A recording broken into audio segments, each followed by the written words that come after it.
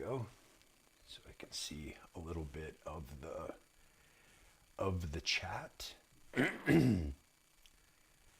So let me know. Looks like we're live. I believe so. If you can hear me, go ahead and pop it into the chat. Let me know what's going on. Let me know if you can hear and what you hear. And yeah, in the meantime, welcome. Welcome back to another Sunday afternoon studio chat, chit chat time. Yeah. So let's see. Looks like a few of you are popping on now. If you hear everything okay, go ahead and put it in there. Let me know if there's anything weird with the levels or any of that stuff. And yeah, we'll go ahead and get started. Jam a little bit while everybody arrives. Let's see what we can get going here.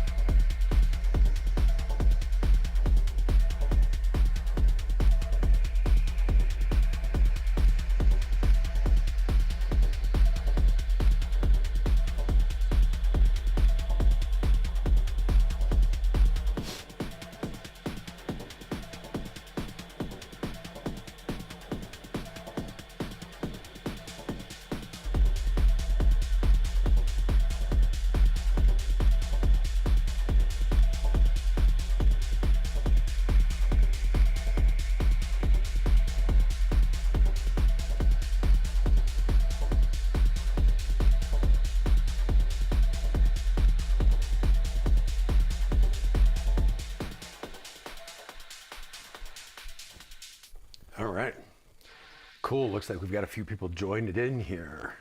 Welcome, welcome, welcome. Let that fade out. All right. Welcome, everybody.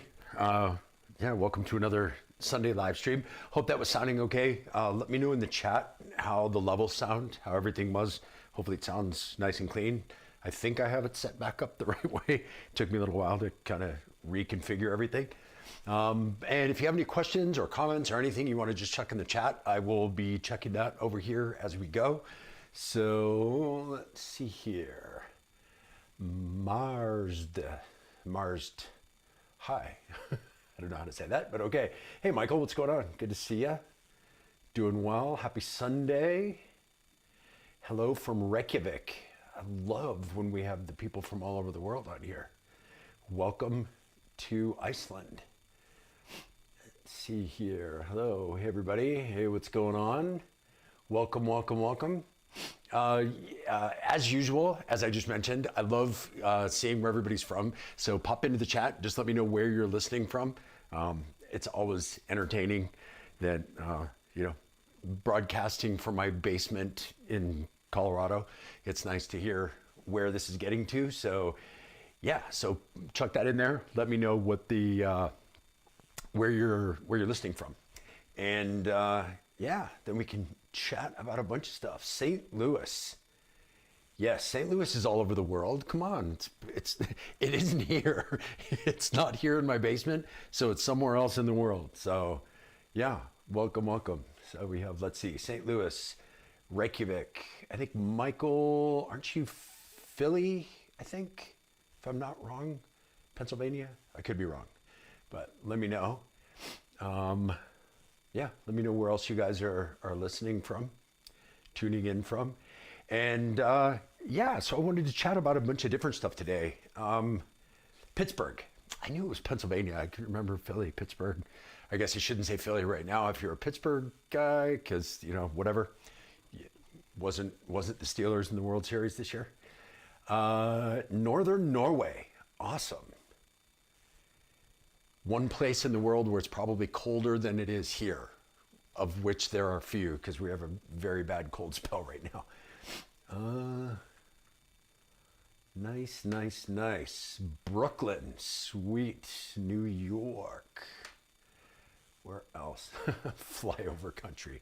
Yeah, exactly.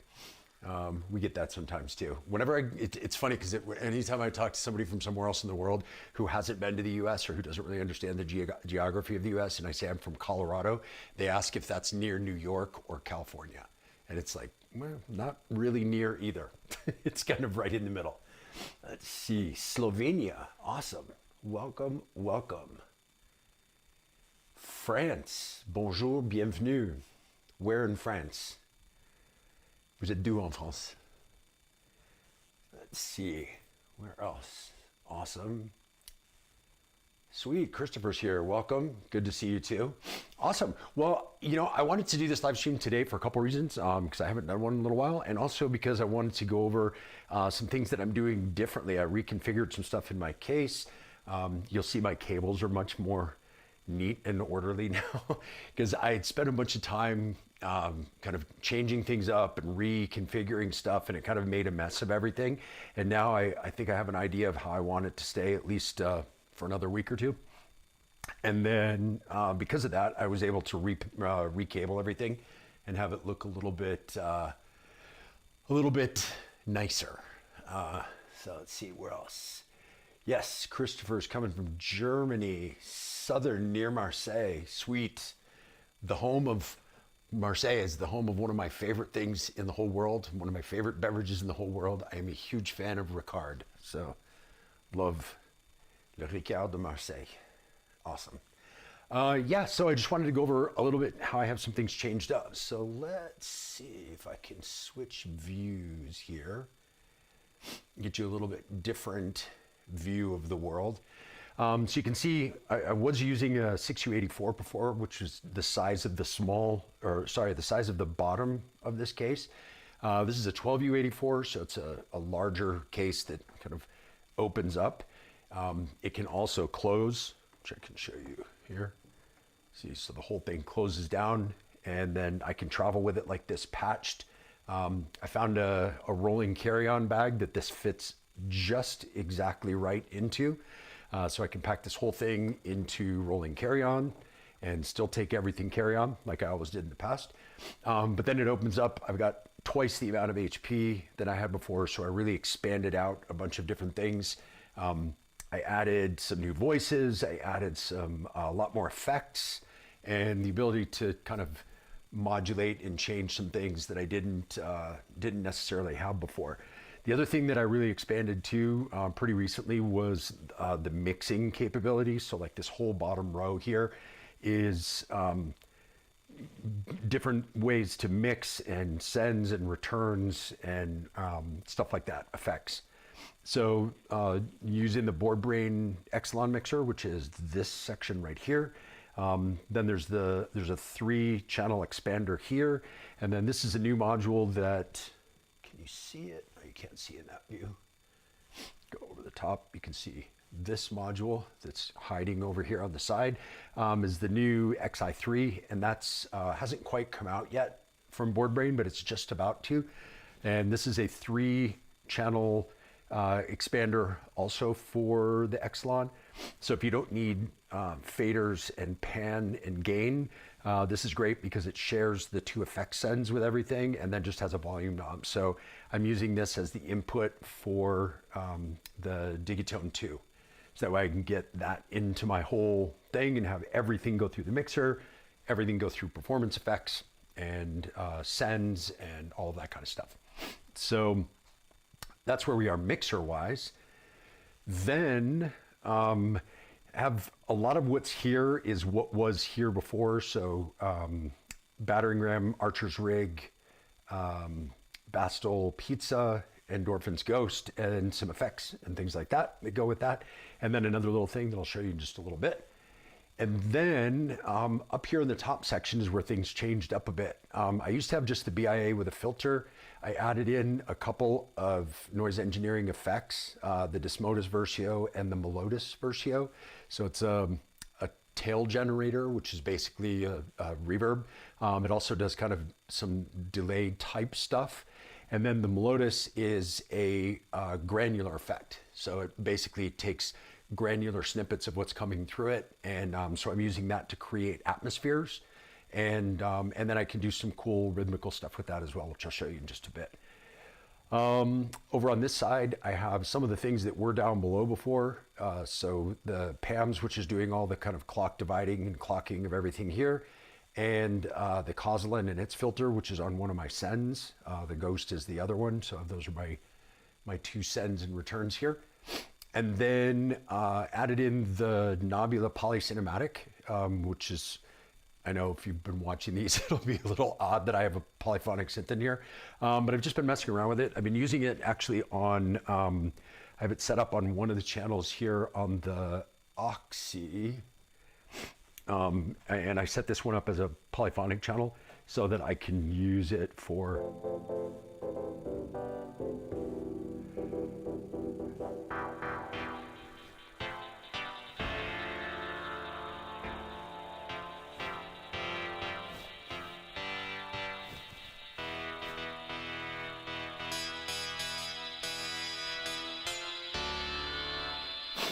just to use for stabs and chords and things like that, which I don't do very often, but I had some space, so I figured I would try that one out a little bit.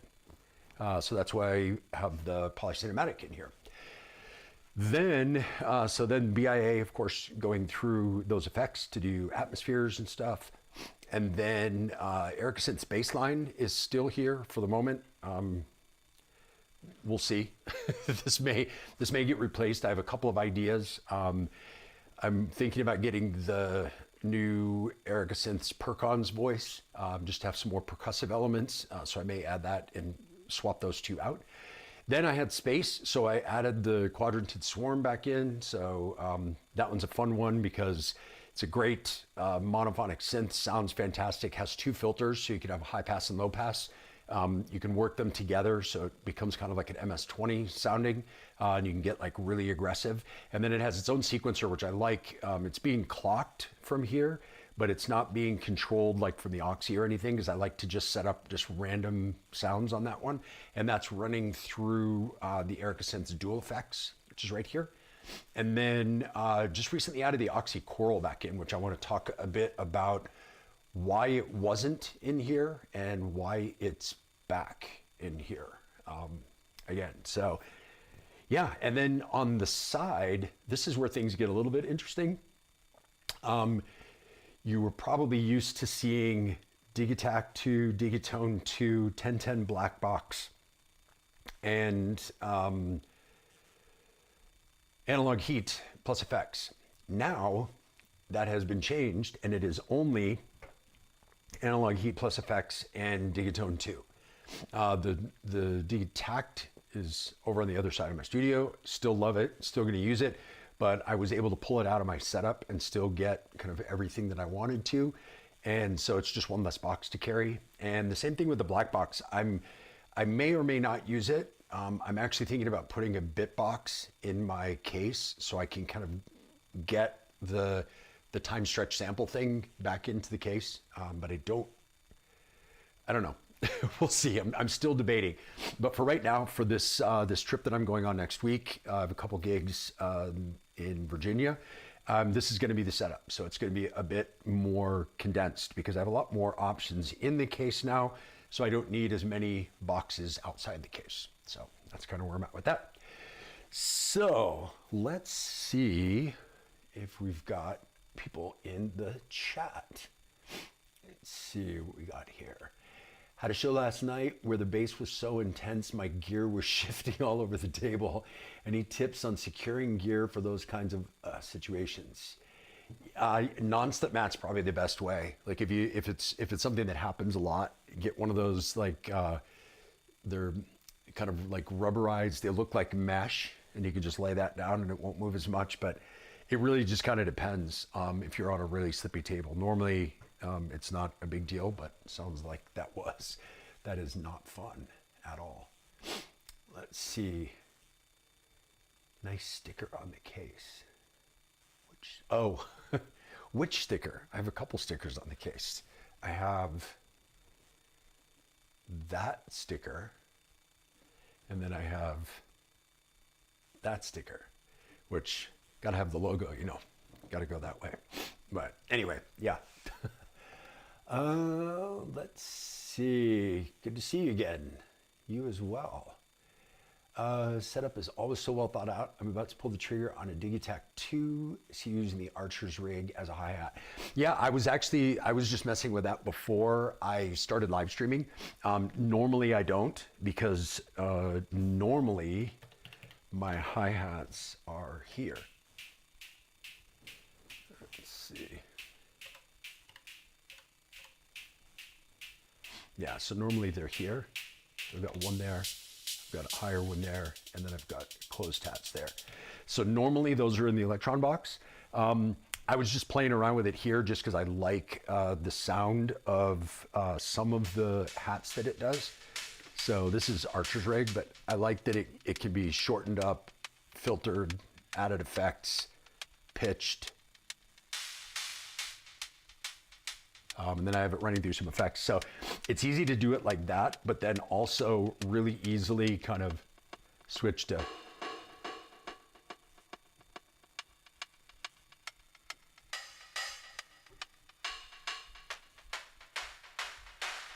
and shift it up to things that aren't hi-hats. Right? So it's got a lot of variety in it, so that's why it's a lot of fun. But I was just playing around with the hi-hat stuff in it just because, why not? if you've got it, why not mess around with it?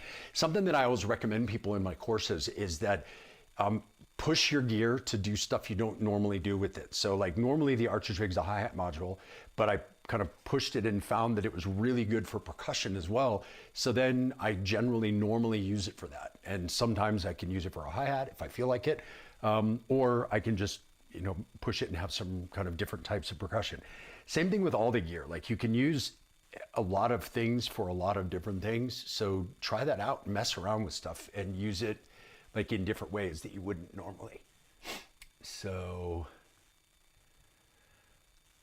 whoa there, that sounds tonal. I think you're probably talking about the polycinematic. Yes, it is very tonal, which is very odd for me. I'm trying to figure out ways to make it sound detuned and atonal using the Oxy, which is new for me. Let's see, which of all the Electron boxes would you say is the most conducive to making trance music? I would say that none of the boxes are conducive to any particular type of music. I think it depends on what you need it for. So each one of them is a different type of instrument. So for example, Digitact is a sampler. So if you want to use samples, if you like a sample workflow, get that one. Digitone is an FM synth with wavetable and digital synthesis. So if that's what you're looking for, and you're looking for polyphony, definitely go that route. If you want something that's an analog synth, maybe look at Analog 4 or the Syntact, which has a combination of analog and digital synth engines. If you want to layer synths and samples, look at the Analog Rhythm. They're all, like, every one of them is a really different instrument than all the rest, and they all share the exact same sequencer, which is, I mean, as I've said before, Electron is basically a sequencer company, and then they attach things to their sequencer. So that attachment may be, you know, an FM synth, or it may be a sampler or whatever, but it's all basically to attach to the sequencer. So really whichever you feel more comfortable with. And it comes down to you. Like, you can make trance on any of them. So it's just a matter of which workflow you prefer as far as to make those. So let's see. Sold my Swarm and I miss it, but I got a beautiful Erica Synths baseline DB01. Yeah, the Swarm is one of those that I love the sound of it. It can be really crazy unruly. So like, here, let's see. So it has this kind of built-in sequencer. So if I take the effects off, you can just kind of hear the thing itself. And with the two filters, and then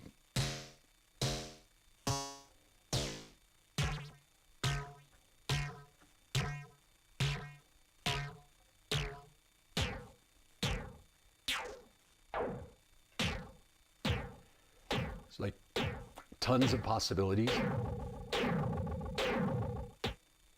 as far as sounds go. And then it tunes kind of like a DFAM. So meaning basically that it doesn't tune. So you've just got these knobs to kind of change pitch a bit. So I tend to keep it kind of atonal, but it's cool when you use the two filters together. So if I was to clean up the tone here.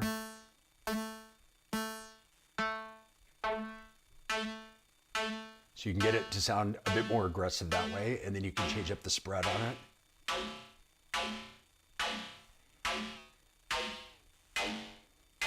And get some cool sounds like that. And then all you need to do is run it through some effects. So I have the Erica Synths dual effects here. So I have one set up as a reverb and one set as a delay. So if you want this to delay, or if you want some reverb on it, or a little of each.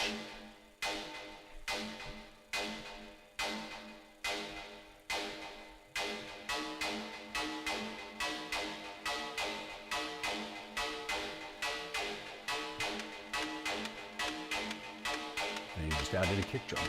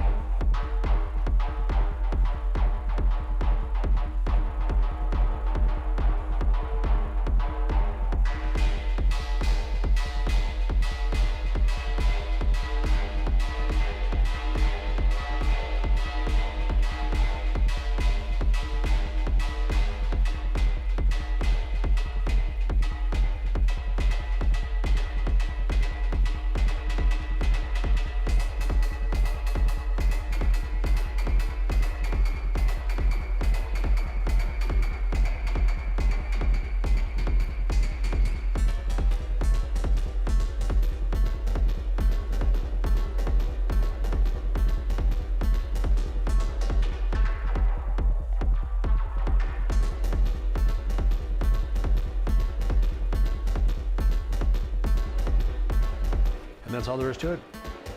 One thing, because it's just being clocked, and so it's not running from here.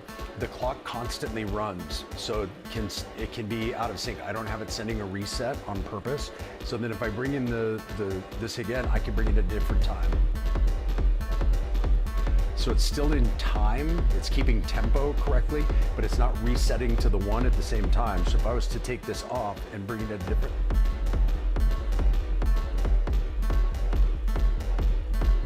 you can change the groove based on when this comes in and out, and you can start and stop it using this button here on the side. So if I'm playing something along, I can just decide when I want to bring it in.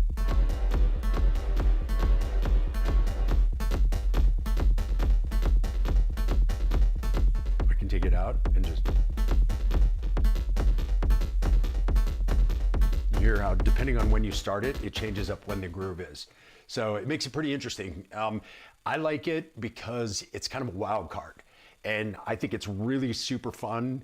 You know, if you've watched any of these streams before, you know I like this combination of randomness and control. And so I try to keep, you know, a box that I can control things within. But with this, I like how it's just kind of, it can pretty easily go out of the box and you can kind of let it go and do all kinds of weird stuff, and you end up with some really fun things to play with and improvise with live. So that's why it's back in there. It's a huge amount of space for such a small case, but it's, you know, I think it's worth it just because of how interesting it is for the moment. Who knows, maybe it'll come back out again. It does come with its own little box, its own little case that you can plug into its own power supply. So I could have it as an outboard, but at that point, it's hard for me to justify traveling with something that size that only does one voice. So keeping it in the case does pretty well. Let's see here. Get your speakers off the table. That was probably for somebody else.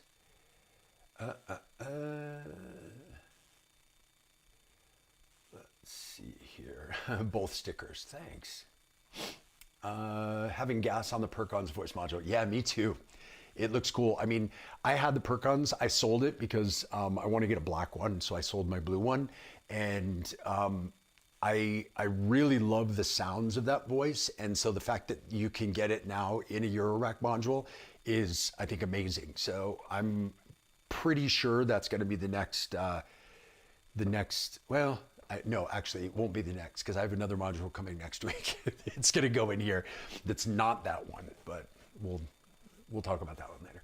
Anyway, let's see here for live Velcro. Yeah.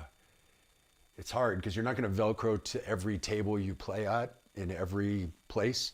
So I would work on, I would probably put some little feet, some of the little padded rubber feet on the bottom of your gear so it doesn't move around as much. That would be my suggestion.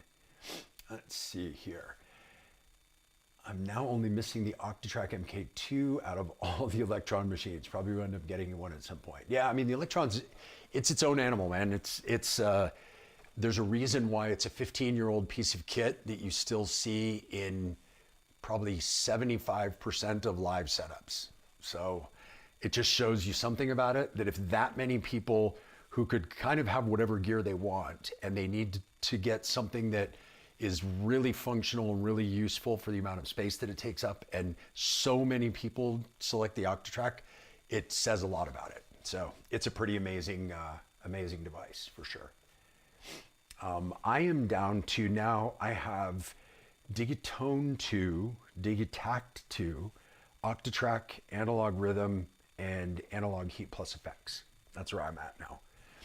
I've kind of bought and sold a bunch of them over time.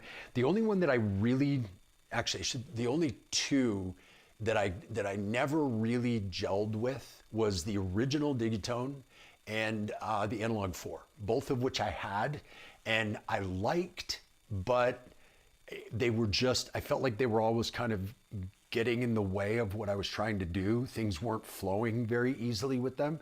And yeah, and with the ones I have now, it's just like, everything's just so quick and it just happens crazy fast. Anyway, let's see. Hey, thanks, Art. That's so nice. I appreciate that. I always forget that you can do that. That's the nicest thing. Thank you. Thank you so much for that. I really appreciate it. Let's see here. Just bought Analog Rhythm MK2 for 900 bucks. That's a great deal. That's very, very good deal. Yeah, it's still the best drum machine I've ever had, and I still have it. It's over there. You probably can't see it, but it's over there. It's in that rack that's behind me. That's where it is. And it's still my favorite drum machine ever. I love it. If it were not so big, like if it was the form factor of the Mark I, but had all kind of the functionality and the screen and everything of the Mark II, it would be in my live rig. But it's just a little bit too big to travel with. You put a deck saver on it and it takes up a huge amount of space. So I couldn't afford it, unfortunately, because I love it. I absolutely love playing it. And it's really fun to play live, but it's just too big for the amount of travel that I do. So unfortunately, let's see, how do you pack your electron boxes for air travel? How many items at check-in overall? So that's actually a great question, and that's something I wanted to talk about in this. I'm gonna do a video, I'm gonna do a live stream on Thursday night, I believe, because I'm leaving Friday to go play 2 shows in Richmond, Virginia, Richmond and Ashland, Virginia on Friday night and Saturday night. And I want to do a video about how I pack up and kind of show everybody everything.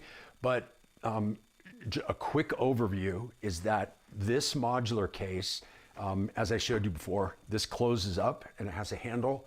And this can either go in its own case, or I just recently found a rolling carry-on bag that this will fit into perfectly, which is, I think you can see it right over there on the couch. That's the rolling carry-on. So this goes inside that, and I roll that, and I take it on the plane. Then, and also the Oxy one goes in with it as well. They both fit in there together. And then in my backpack, just my regular carry-on, like personal item backpack, I put the Digitone and Analog Rhythm, and that's it. That's all the space. So everything comes carry-on in the plane with one normal sized rolling carry-on and one personal item backpack that goes under the seat. So, and all of this fits into that. And so, yeah, it's really handy. Now that I've gotten it kind of scaled down to this size, it's really handy. But what I wanted to show you guys, so shout out to my guy Tyler, who has a company in Australia that is called Mod. And he makes these, which are a new type of lid for the electron boxes. And he just sent me a couple of them, so thank you very much for these. They're awesome. I think they're 3D printed. So he was able to put my logo, if you can see that on the screen. He was able to kind of etch my logo into the lid. And what this does, let me go to the, is that a good view? Well, you can kind of see that the Digitone is on an angle here. And if I lift this up, you can see that there's some little feet underneath there. So what that basically is that's one of these stands. So this acts as a lid, so it goes on top, just like a deck saver, basically. Put it on this way. And it latches on there. It has these little like silicone knobs so it doesn't scratch, and underneath there is magnets. So it magnetizes to the face of your electron box. So it acts like a deck saver. But then what's really super cool is then when you get to your gig, you pop it off and these little feet pop out. So you can just, put them in and you can set it like this. So you can set it kind of any adjustable height you want. So that's like the lowest, or it goes all the way up like that. And so it's cool. You don't have to carry separate stands and lids. You just pop those things back in and then it becomes your lid. And the other cool thing that he did is that because he lives in Australia and it's really super humid, he has these things inside, which are rechargeable silica gel to keep the air inside the lid dry when it's on top of your case. So if you live in a really hot, humid place and your buttons get sticky on your electron device, the idea is that these will keep it less humid inside the case so that they won't get as sticky. And if you don't need them, like I don't because it's super dry here, you can just pop them out and then you just leave these at home. And then you've got just the case, just the lid by itself that just pops on, magnetizes, comes off, and then you've got a stand. So super cool idea. I've been using it now for about a week and super functional. I love the fact that it gets it up a little higher, because a lot of times you're playing on a table that's really low. It gets it up a little higher and angles it just a little. So if I have it off to the side, it's easy to get to. And yeah, so shout out to Tyler at ModMod. I mean, what a cool thing. And he doesn't know that I'm doing this. Like there's no deal or sponsorship or anything like that. It was just like, he sent it to me to see if I liked it and if I wanted to give it a try and give him some feedback. And I think they're so cool that I want to let everybody else know about them. So yeah, they're super cool. I think they're awesome. So anyway, if you have these boxes, what a cool thing. I think he only makes them for the Electron boxes right now. Oh no, that's not true. He did send me one for the 1010 black box, which is like just a little lid by itself. Doesn't have the stand. I told him he should make one for the Oxy One. Hopefully he will. That would be super cool to be able to get that angled up so that the cables kind of point up instead of into the bottom of the modular. But anyway, so yeah, so that's how I travel. I pop those lids onto these two, and those become the stands for when I perform. And then this folds down, this goes with it in a rolling carry-on. These two I chuck in my backpack, and then I still have plenty of room in my backpack for all like the normal stuff I need to bring anyway. And yeah, a couple changes of clothes if I'm going for 2 days or whatever. So that way I can take everything carry-on and I don't have to check any bags. So that's been the mission. That's always the mission. All right, so let's see here. Also trying to decide between the Oxy One and the Torso T1, such tough decisions. Yeah, I mean, it seems like anybody who wants to get an outboard sequencer, they're considering Oxy One, Torso T1, and the Hapex. Those are the three that kind of, you know, they're all a significant step up from like a beat step. And they're all significantly less expensive than like a Circlon, which they all do most of what Circlon does anyway. So they all kind of fall into that mid-range, that kind of like $500, $800 range. So yeah, and they're all good. It just depends on the workflow you're looking for more than anything. Well, actually a couple things. So workflow is one, right? And then the other couple things is, do you need portability? So obviously the Oxy and the Torso are much smaller than the Hapex, but the Hapex has 2 screens. You get a little bit more information with more tracks on the front page. So again, it depends on workflow and how you're going to use them. If you're going to be traveling a lot, you probably don't want to have something that's bigger. You want to go a little bit smaller. It depends too if battery power versus plugging them in is a thing. So like the Oxy One is battery powered, the Hapex, and I believe the Torso also you have to plug in. So for me, I like to use the Oxy on the plane when I'm traveling places. So I love the fact that it's battery powered and that it has Bluetooth MIDI. And so I can just connect it to a synth in my phone and do stuff with AirPods in my ears and it's fine. And I don't need any cables or power supply or any of that stuff. But if that's not important to you, if you're going to use it like in a home studio, then you can have it plugged in and it's no issue. So it just really depends on what you're looking for. I would say capability wise, like they're all fun. From what I've played around with them, they all do a lot of fun stuff with like generative stuff and randomization and all that kind of stuff. It just depends. Do you need to see 8 tracks at once? Then the Oxy is probably better than the Torso. If you need to see more than that, then the Hapex is probably even better than the Oxy. It just really depends on your workflow, what you want. For me, the Oxy was kind of like a no-brainer because it has as much functionality or more than any other sequencer, and the form factor is really good, and it's battery powered. So for me, that was like the magic combination to fit into my travel rig. So. But yeah, they're all good. Let's see here. Where are we at? From Mannheim, Germany. Sweet. Welcome. Hey, Laura. What's going on? Laura's in my class right now. Good to see you on here. From Northern England, right? I think where did you say? Leeds? Yorkshire. Yorkshire, that's what you said. Awesome. Well, welcome. Do you have any side chaining? If you're even considering that. Actually, so that's another cool thing about this setup, the way it is that I was able to do that. Normally I didn't have any side chaining because there wasn't really a good way to do it. You could do it internally inside the Digitac 2 and Digitone 2, now that they fixed their kind of weird compressor routing that they had before.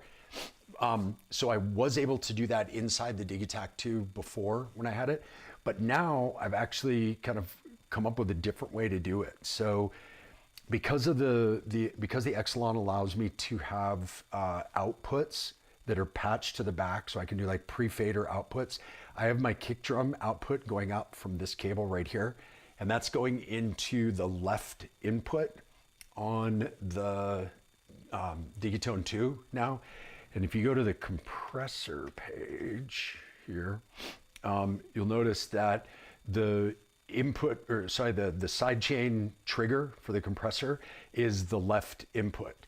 And then if you go to your audio settings here, the first one is 2 main, and you select that, and you can choose which tracks go out the main output.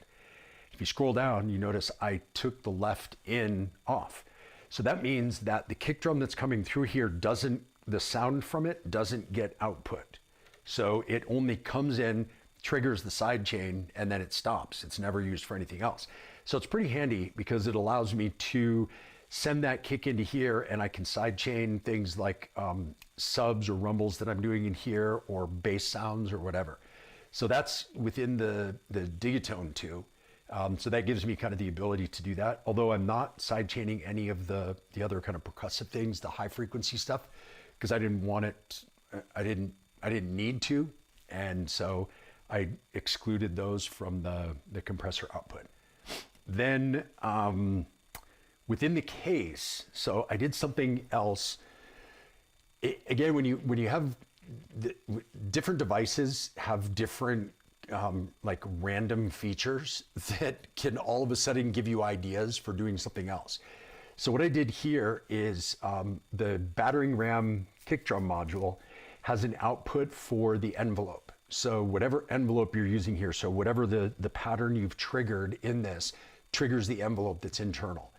It can send out the envelope, and it has the ability here, this little button that I can activate and deactivate, can invert the envelope, right? So then it's sending out an inverted envelope rather than the spike envelope that it would have that's triggering this. So it still has that to make the sound, but what it's sending out is the inverted version of it. So it's like a dip rather than a peak. So I have that going to an attenuator here, and then the signal out from the attenuator is going over here, which you can't really see very well, but here, if I can move this. So it's going here into a multiple, and then each one of the outputs of the multiple is going to the volume modulation input channels on the mixer, on every track of the mixer. This mixer has a really unique setup of VCAs. So every one of the faders is basically controls a VCA that is for the volume level for that channel. There's a second VCA that can either be added as something that is in addition to the fader that works here, or instead of. So you can have the modulation input control this instead of the fader. I have it set up to do it in addition to. So it's sending that inverted envelope to this to make a duck in volume, but the duck in volume is only in relation to wherever you have the fader. So if I have, I'll take these off. If I have something like, so if I have an atmosphere,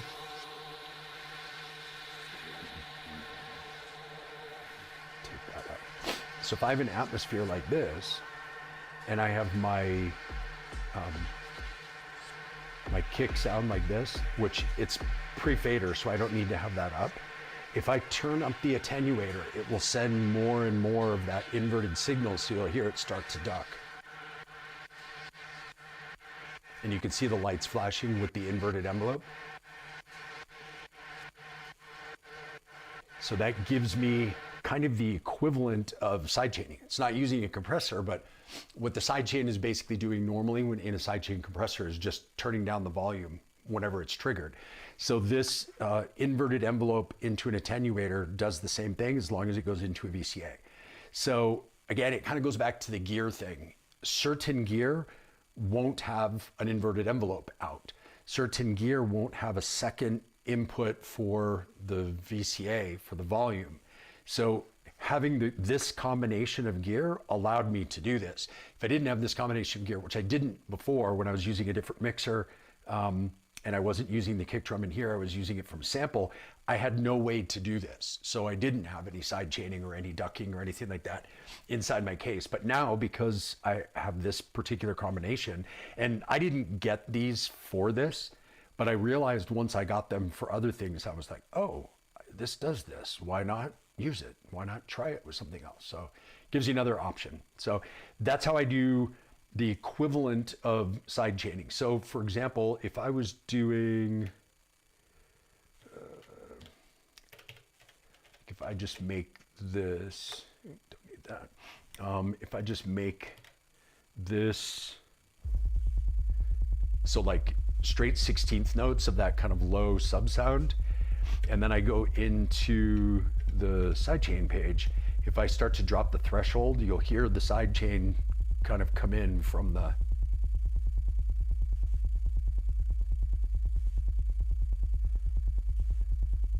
so that's the output from the kick coming into this input, triggering the sidechain, and then the sidechain, with this one, you can route the compressor. So if you see, I'm routing it to 1, which is this kind of subby sound, 8, which is a low tom, and then all of these are melodics that have some low end content in them. So I have those all routed, or the compressor, like they're all routed through the compressor. But all of these, like my hi-hats and snares and things like that, that are much higher frequency, I don't need to sidechain those, and I don't want them to duck out of the way. Because like often the snare is hitting at the same time as the kick, and if I have it going through the compressor, it's just going to move it out of the way, which I don't want to do. I don't want it to pump everything, so that's why I didn't include those ones in the setup. So I don't know if you can see better like this. It's a little bit harder to see, but that gives you a way to see kind of how these are routed. And the cool thing with this too, because it is a proper side chain, if I'm in this track and I've got 16th notes set up here, it's going to trigger wherever I put my drum hits.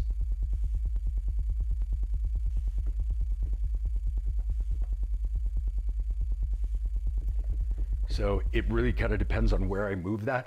So it really acts as a proper sidechain. So it's a pretty cool functionality to have in there. So yeah, there's that. So that's how I do sidechaining in the whole case. So let's see here. Hello, Luke Ortega, arriving late. No problem. Question about the brand and size of the cases. So they are, what's his company called again? Mod. And they're called Tech Lids. And he is from Australia, and I think he ships wherever. I have no idea how much they cost, or if he's even selling them yet. I know he's just setting up his website. But as of right now, I know he has them for all of the square kind of digi-sized Electron boxes. And he also sent me one for the 1010 black box. So I know for sure he does those. And I think he's planning on doing a bunch more for other stuff. But he's just getting the company started. So that's why I wanted to shout him out, because I don't even know if he has a company like fully operational yet. So shout out to people who have amazing ideas. I think it's awesome. Let's see here. I'm going to Ultra to hang out with friends and get inspired for music making when I get back to Denver. You're going to Ultra when you get back to Denver? I don't understand. You're going to Ultra in Miami. Anyway, enjoy Ultra. Go to Carl Cox's stage, which he has been done for years, his, what's it called, Resistance stage. Because this year, for the first time, every single act playing on the Resistance stage is playing live, except one. Adam Bayer is the only one who's doing a DJ set. But everyone else is playing live, including Carl Cox. He's premiering his 100% live set. So he's not going to be doing a hybrid live anymore like he's been doing for the last couple of years. He's completely taking the CDJs out of his setup and he's doing a 100% live set. So check him out. There's a bunch of other people playing that stage, but everybody's playing live. So should be tons of fun if you're at Ultra. If you're into the live thing, as you probably are. Let's see here, Laura, let's see. Hey, you mentioned you didn't get on with the Digitone MK1. What am I digging about the 2? So the thing is, for me, I don't know, it's really funny because most of the time when they come out with an MK2 of something, it's like it's an upgraded version of the other one. This for me is very much like a totally new machine. So the only thing this really shares is the FM engine. So the regular, it's called FM Tone, is basically the same engine that was in the original. So you can even load presets from the original into this and they still work just fine.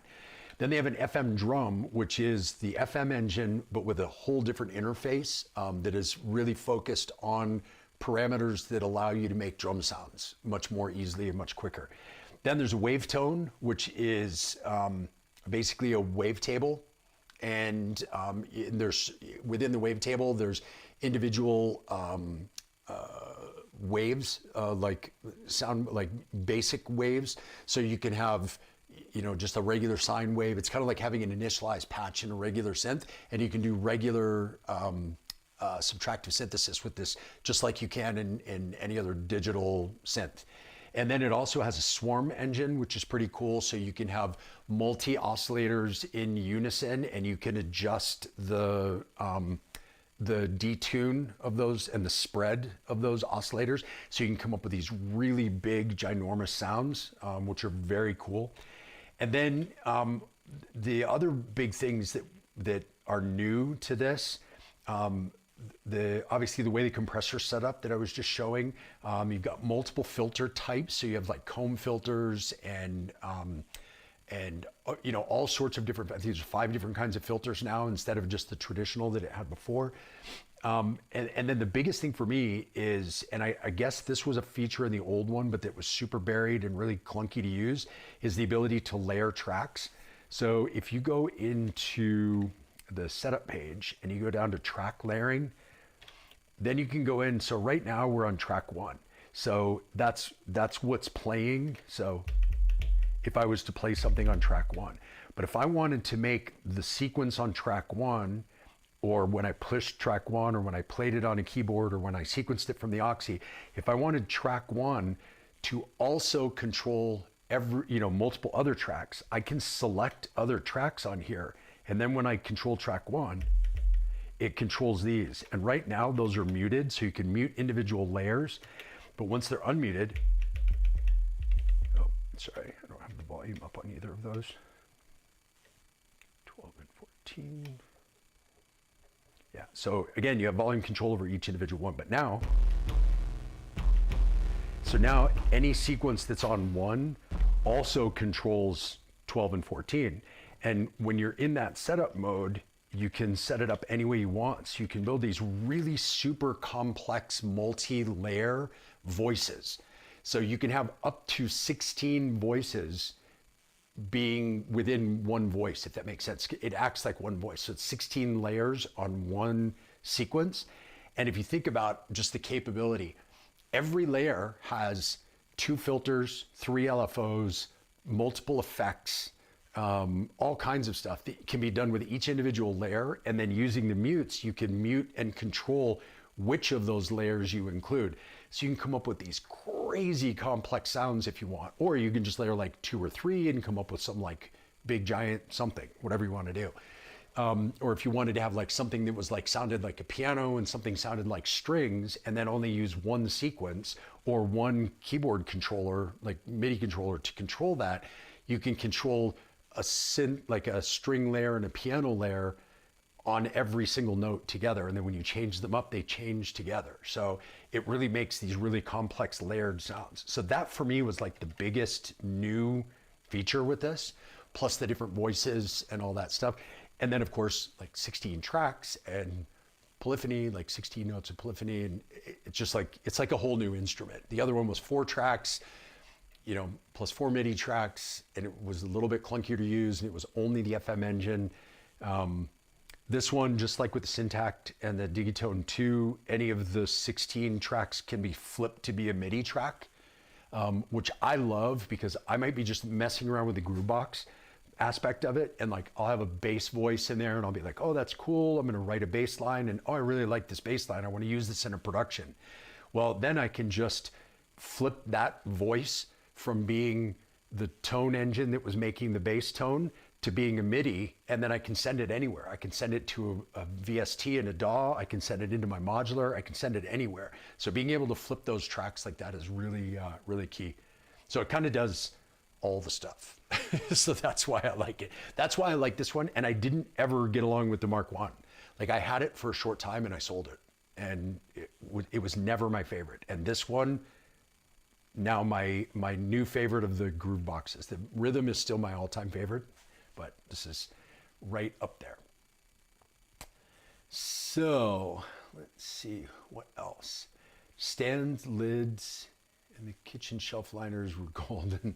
Awesome. Glad to be helpful. Let's see, I have both Digitones, and I still love Digitone 1 just as much as the 2. Yeah, I mean, there was a lot of people that loved it. It was very popular. It wasn't for me.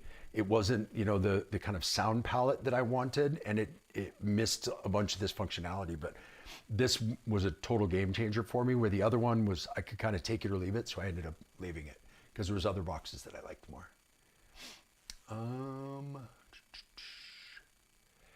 Possible to have a link for the deck. Oh, for the cases. It's Mod. Just search Mod and it will come up. I know he has an Instagram as well that's Mod. So yeah, check those out. Let's see here. BeatStep Pro is amazing. I have multiple of them rather than using one, Oxy 1 or T1. Yeah, I mean, that's kind of, you kind of hit it on the head. Basically every line on this page, and there's 4 of these pages, so this is like having 32 BeatStep Pros in one thing. So that's why, like, the BeatStep Pro is great, but you do need multiples if you're going to do multiple things. I think it only has 4 tracks, if I'm not wrong. So being able to control a lot of different stuff, and with this, one of the big features with the Oxy that really sold me is not only does it have 8 CV and 8 gate for CV control output, but the MIDI out, it has 3 different MIDI channels. So you have basically 48 channels of outgoing MIDI. So you have 1 through 16, A, B, and C. So like right now, I have 1 channel going to the Digitone, I have 1 channel going into the Oxy 1, and 1 channel going into the Polycinematic. So I can control those separately on different MIDI channels. Not only MIDI channels like 1 through 16, but I also have 3 times 1 through 16. So just a ton of flexibility, and that was my big thing, because as you see, I change things up a lot, so flexibility is key. Let's see. Random algorithm is super musical rather than just dropping out notes. Yeah, it's that's one of the big things with the T1 too, is that it is very tends to be very musical. The kind of the key that the way I use the randomness here is I generally will put down my gate pattern with the rhythm that I like, and then I'll use the random function just to generate CV. And so I can generate pitch in key without messing with the gate. So the rhythm stays the same and it just changes the pitch per there. And then you've got a whole bunch of different ways to configure how random it is, how big the range is, and all that kind of stuff. And then having undo and redo is really key to be able to go back and forth between these random patterns that you generate. So workflow wise, that's the key. Like, it really comes down to whatever the workflow is that works best for you. So yeah. Let's see. Tyler at ModBod for the case. Yes. I was just searching for it, but I haven't found it yet. Let me see. Yes, leads. Oh, I was right. Oh, leads is the city in Yorkshire. Got it. Got it. Got it. Let's see. Found him on Etsy. Mod. Sweet. So yeah, look up Mod on Etsy, and that's where you'll find him. Tell Tyler I sent you. Let's see. Do you think the Performance Mixer MK2 channels can duck with inverted envelope like the Exelon? I think so. I have the MK2 right here, and I haven't messed with it enough to see. Yeah, I think if I'm not wrong, it does have level CV. I have to check and see if you can set it up to be additive or replacing, like you can in the Exelon. I believe you can though, but I have to check. I can check the manual and get back to you. Shoot me an Instagram message and I'll get back to you on that one. Let's see here. Not hearing the setup right now. Yeah, a lot of talking, right? Sorry, I meant the brand and size of the modular cases. Oh, like, so this is actually one case that's here, and it's one case that's two pieces with a hinge in between them, and it is Morph Modular is the company. They're from Italy, and so you can see it kind of folds down, and there's a hinge and a handle, so you can pick it up and carry it and take it and set it down. It's cool. It's I just got it just recently. It's got a really cool power supply, so you only need one plug, and then it has a jumper that goes from one case to the other. So if you did decide to take them apart and only use one, each one of them has their own independent power supplies, but that cable allows them to run together. And then it has some cool stuff too, like I don't know if you can see. Yeah, so like up here on top, it has some powered USB slots on top of this, and there's two more that are on the back. So you can power, let's see, I have a light here somewhere. Yeah, so for when I play shows, I can plug this light in. And I don't know if you can see that if I move this down. Yeah, so the light just plugs into here, and then I can have a light to illuminate things when I'm playing in a really dark space, which is cool. So just little things like that are really, really interesting. Being able to, as dumb as it sounds, like charge your phone, like if you're playing and you're like, because often I'll travel all day, I'll get to a gig, and by the time it's at night at the gig, my phone's almost dead. So this way I can just plug it in and let it charge while I play my show. I was powering the 1010 black box off of one, although I did get some ground noise.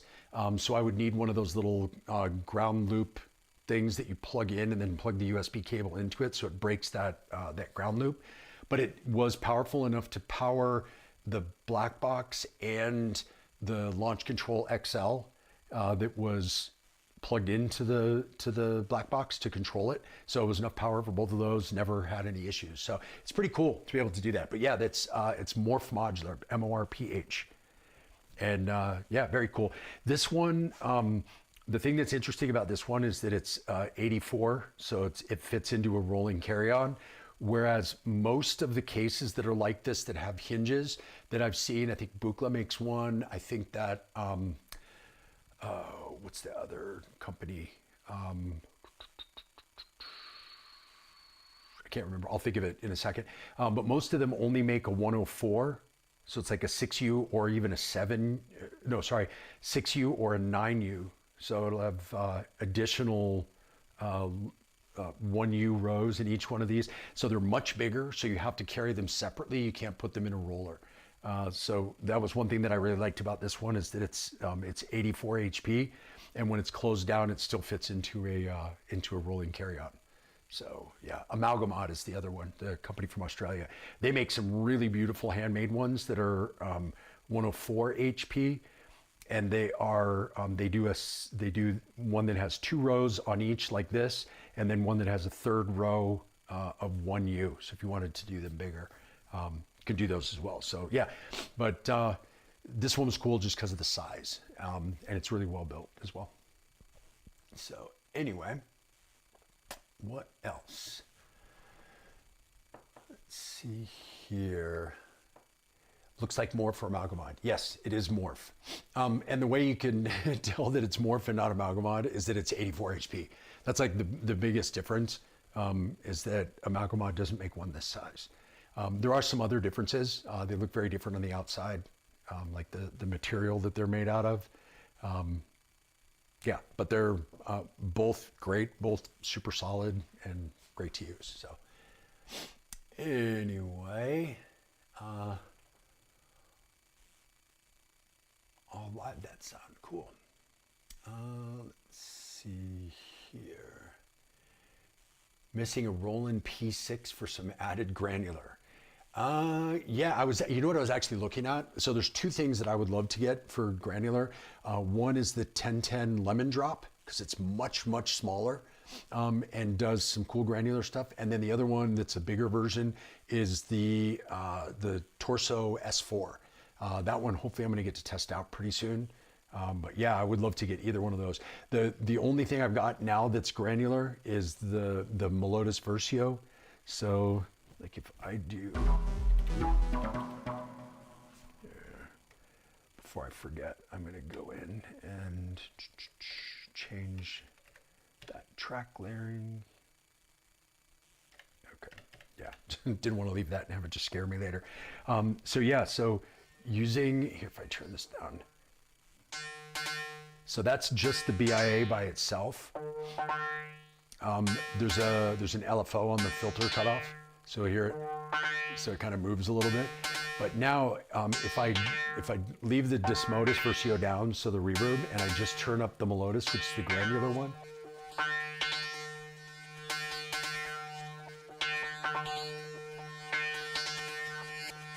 And I can change grain sizes.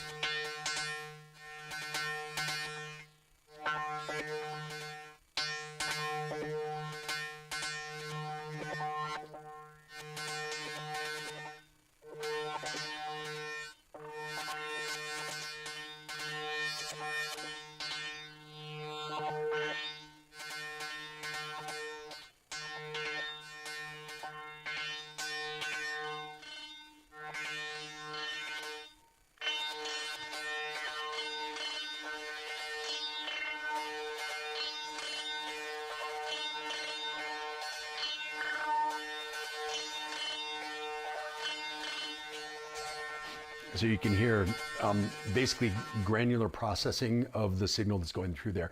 So that's what I'm doing to create a lot of the atmospheres that I was using samples for from the 1010 black box. So now if I do, like, we can go back to just the oops, not that one. We can go back to just the core sound again with this. Now I can start to add some of the reverb tail from the Dismodus.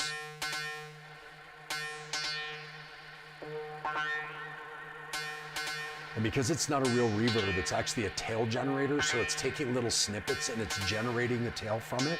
So it gives it that kind of same kind of granular effect in just a different way. Then you run that through the Melodus.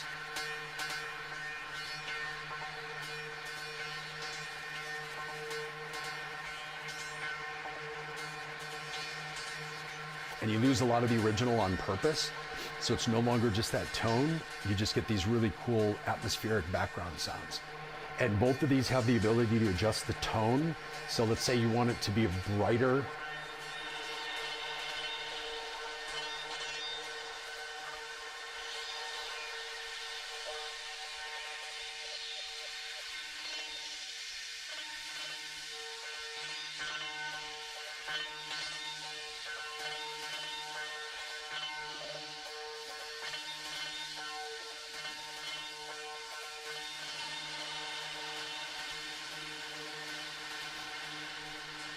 So with that as kind of a background, kind of foundational base of stuff, and then being able to use that sidechain that we were talking about before,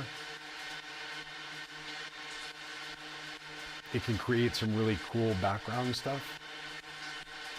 You know, normally I would have this down fairly low, just in the background, and then being able to bring in like a kick and rumble.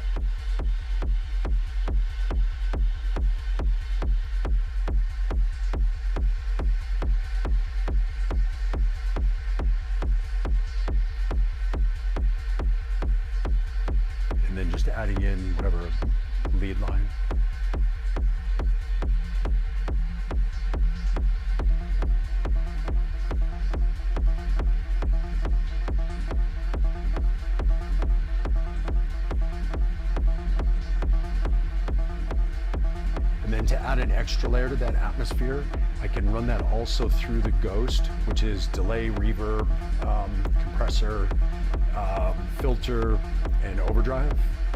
So if I start to bring that up, then I can move the frequency cutoff and I can pick out some harmonics.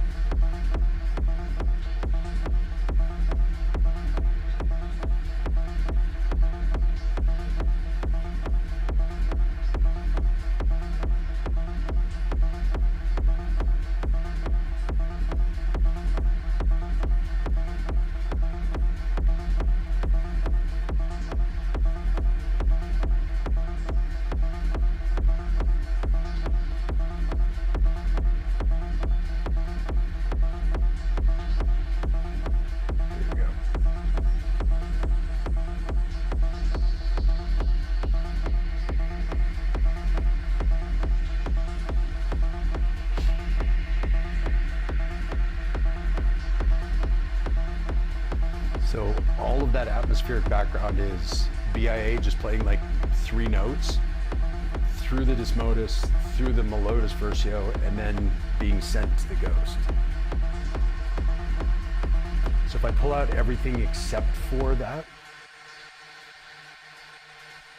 this is what's going on in the background. And then if you'll hear as I move the Ghost filter, it picks out different harmonics. So you can get all kinds of cool variation. And that's all just coming from those couple of tones from the BIA, but through the right kind of processing. So then again, bringing this back up.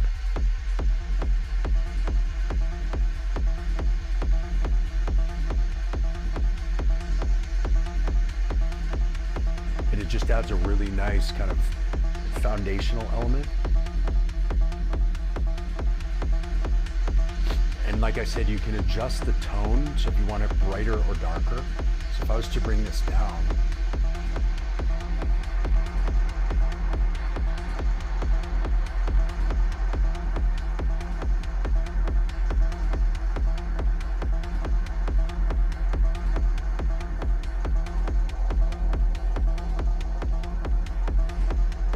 so I decided to go this route instead of what I was doing before, because in using atmospheric samples like I was before, I didn't have as much control over each individual sample to kind of adjust it and edit it and morph it into something else. So because of that, I ended up needing a whole bunch of those samples in order to have them be different moods. So I could have like brighter ones and darker ones and whatever. With this allows me to really create them in the moment. And if I don't want to make atmospheres with this, I can just take off the granular and the Ghost, and I can just go back to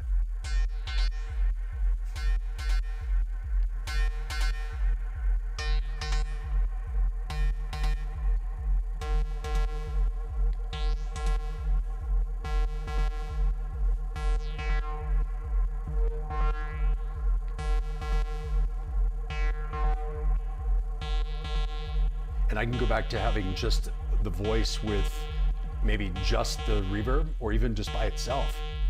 And if I just wanted to have this and run it through the Ghost,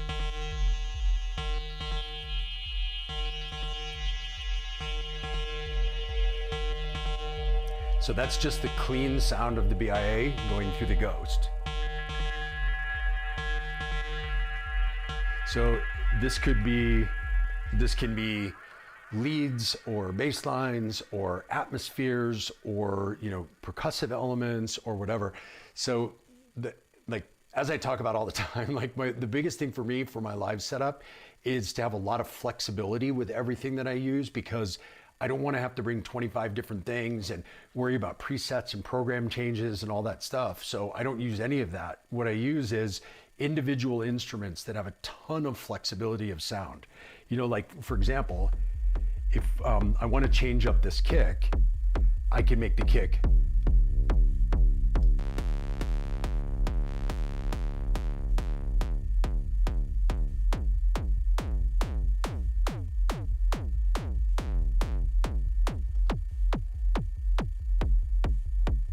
right? So you've got all sorts of flexibility just with one kick.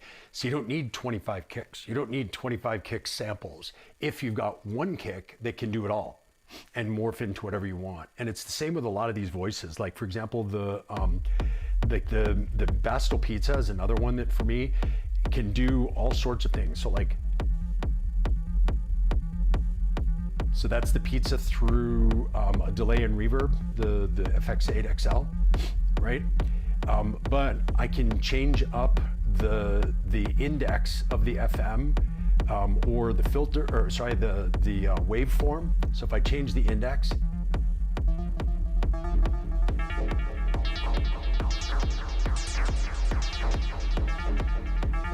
change the waveform.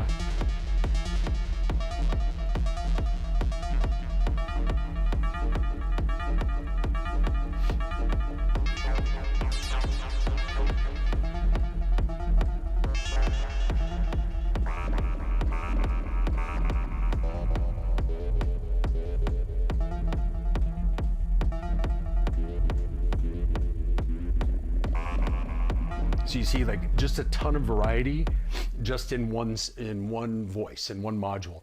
So that's the common thread for me. And that's why it's funny, the two that are probably going to come out of my case right now is the polycinematic and the bassline, only because they have the least amount of versatility of sound. Like what they do really, really well, and they sound awesome. That's why I have them in here. But they kind of always sound like themselves. There's not a way to, at least not easily, quickly, while improvising live, there's not a real way to kind of make them change into something totally different from what they started off as.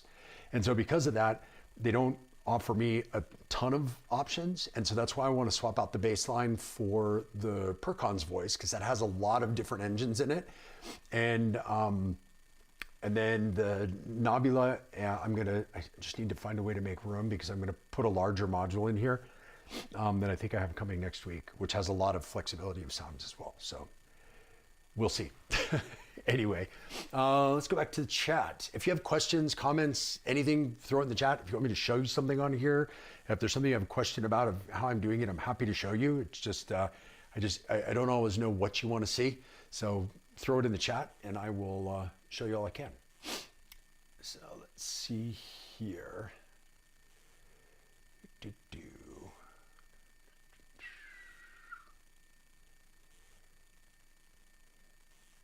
Mod mode on Etsy. Yes, for sure.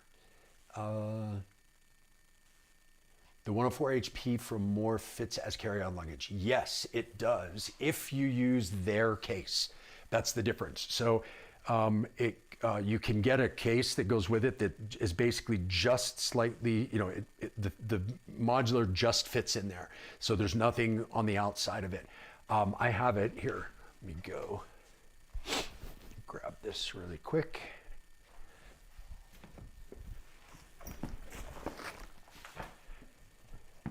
So, let's see here. So this is the case for it.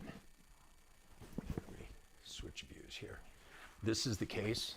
So you can see everything fits inside and has a zipper top on it. And then it has a pouch on the front and it has this strap, which when I went to my shows in LA last week, I took that, or 2 weeks ago, I took that and it was just a lot less fun hauling it around the airport, having a shoulder strap. And like this thing fully loaded with all the modules is heavy. And so carrying that around the airport was not a lot of fun. So that rolling carry-on over there, this will fit inside that, and then I can roll it and I can put my backpack on top of it and then just roll it through the airport, which is much handier, much more fun when you're traveling as often as I travel. So yes, you can use this.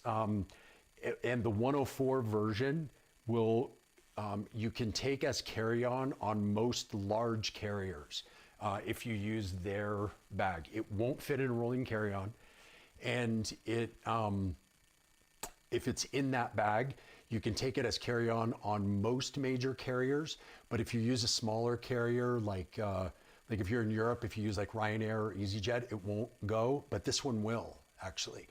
And there's even some international carriers like Lufthansa. The 104 won't go even on the big international flights from Lufthansa, but this size will. So there is a difference between those two sizes if that's really important to you. So just know that before you go in, because I would hate to have you get the bigger one, then need to travel on one of those airlines and have them say, yeah, no, sorry, you can't bring it on, you have to check it. And then you have the nightmare of trying to check your modular with virtually no protection around it. So I wouldn't want you to do that if you could avoid it. So definitely. Vincent Gasqui. Hello from France. Bonjour, Vincent. Let's see. Any other questions? Let me just refresh because sometimes the questions don't show up. So I need to refresh. Let's see here. Yeah, if you have any other questions, please feel free to chuck those in there. Yeah. And anything about any of the setup or how I'm using things or how I have it patched now or any of that stuff, because it's all kind of new and different from how it was before. It's a lot of modifications in here because of some different gear additions and some things that I swapped out. So, yeah. What else? Oh, the other thing, if you're interested in doing either of my courses, either the improvised live performance course or the hybrid production course, which is basically how to use a live setup incorporated into a production workflow in the DAW, and I can use the DAW to make your live setup better and how you can use the live setup to make your DAW better.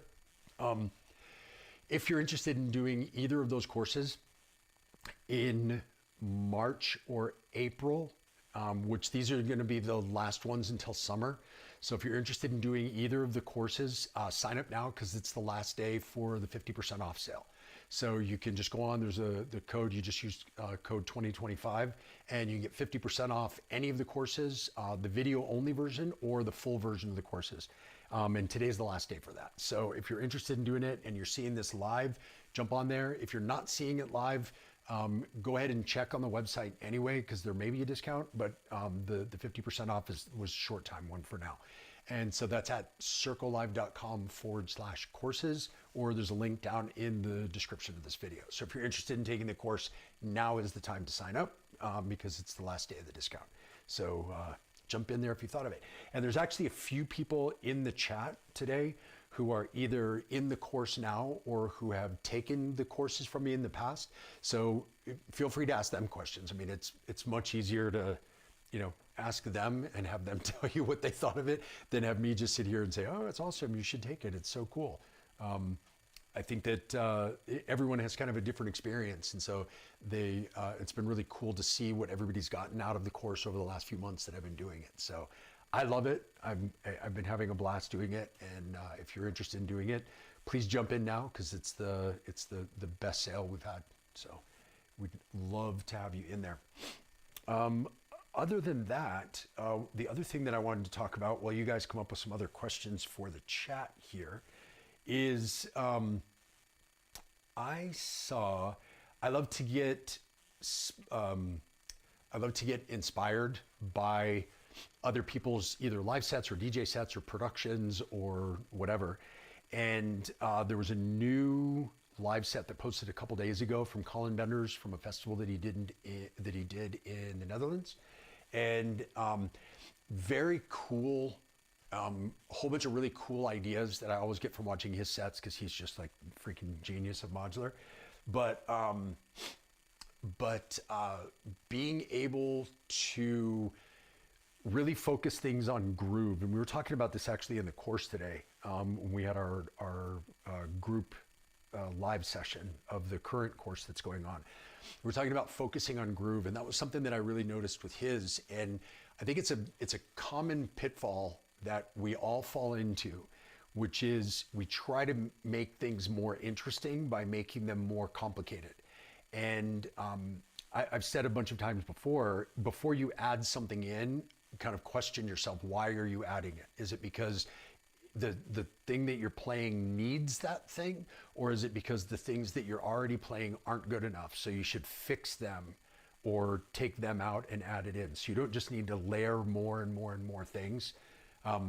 it's funny, like with production, anytime I'm watching somebody on YouTube and they've got a production video and they open up their production project and they've got like 85 tracks or whatever, it always kind of makes me giggle because I'm like, what are you doing? What are you even doing in 85 tracks? Like if I have more than like 8 things going at once, it's already hectic. So, sometimes it's like one individual shot that happens one time in a song that they put on, which I never really understood that. But anyway, being able to kind of keep things simple and really focusing in on key elements is something that's really important. We talk about a lot in the courses, both performance and production. The idea that it's dance music, right? So the whole point is to get people to dance.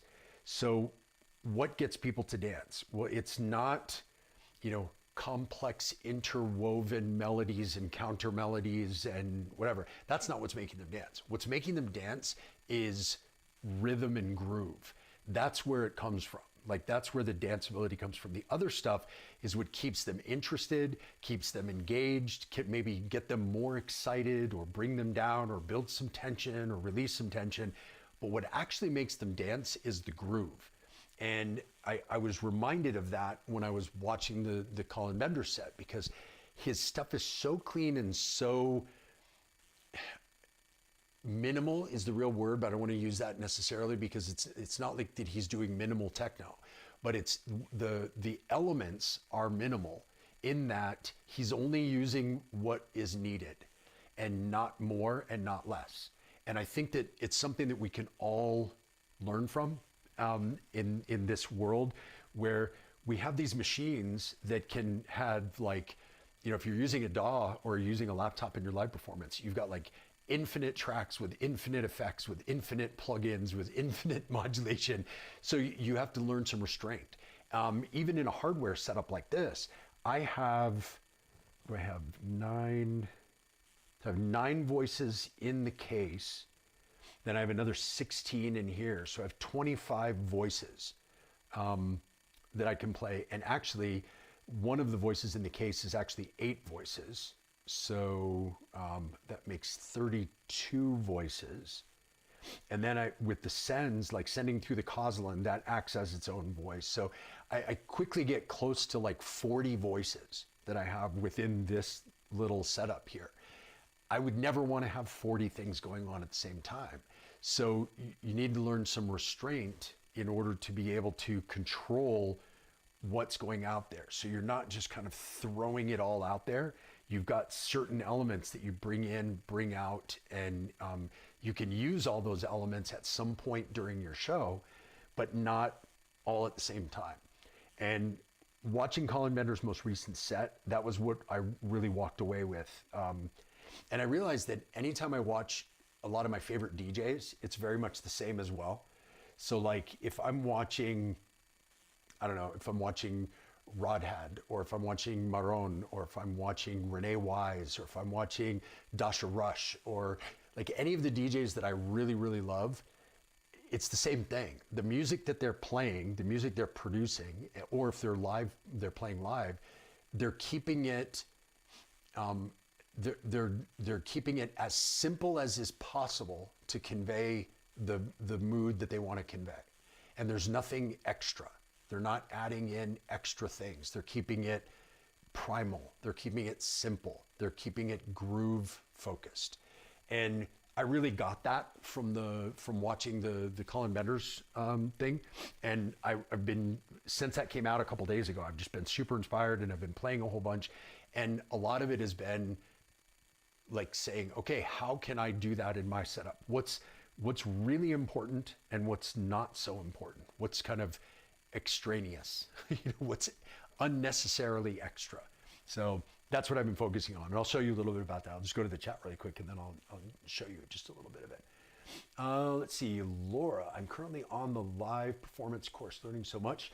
Love the combi of videos and live group calls each week. Booked on the production course for March. Awesome. I'm so glad you're enjoying it. Yeah, it's, thank you. Thank you, Laura. And I'm glad that, what you just said is something that I intentionally built into the course, is that if you just want videos, you can just do the videos. If you just want to do group calls, you can do group calls. We have these live group coaching calls twice a week for the month of the session. And there's a one-on-one. So if you want to do that, you've got that as well. You can send me videos of your performance and I'll send you feedback via email. So there's all different ways you can learn because none of us learn the same. And I just wanted to make it as possible for everyone to get a lot out of it as they possibly can. I read this thing somewhere that said like less than 25% or 30%, I can't remember, of people who take an online course actually finish it. And I didn't want that to be this course. I wanted everybody to finish and get the most they could out of it. And now it's like, I don't know, 90% of the people that have taken the course have gotten all the way to the end. So it's amazing. And that says a lot for everybody who's taking it and how much they're willing to invest in themselves and what they're doing and getting better. But there's also that combination of ways to learn, and I think that helps. Also, if you want to take the course and you can't make the live calls, we do those every Sunday and Wednesday, morning Mountain Time in the US, evening Central European Time. So it kind of depends on which course and where you're at. But if you can't make those are all recorded as well. So you have access to the video recordings afterwards. So if you don't make it to the course, it's no problem. You can actually just watch the Q&A session afterwards and you learn a lot from other people's questions as well.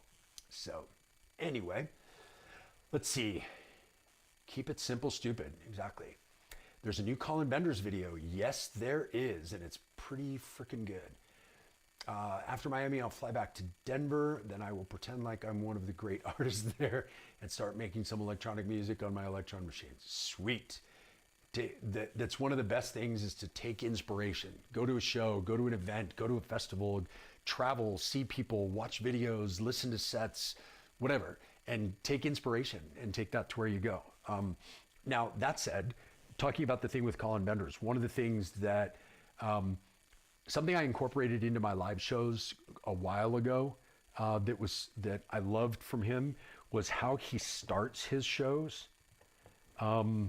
which it's always difficult when you're going to jump in. Like, how do you start? Do you just jump right in? Do you slowly build? Do you fade things in? What do you do? And one of the things I love with him is that he likes to start off his sets with just a tone. And actually,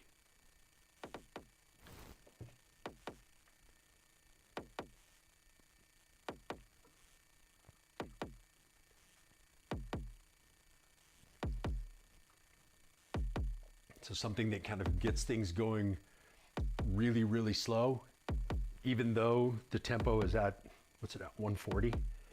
And then you can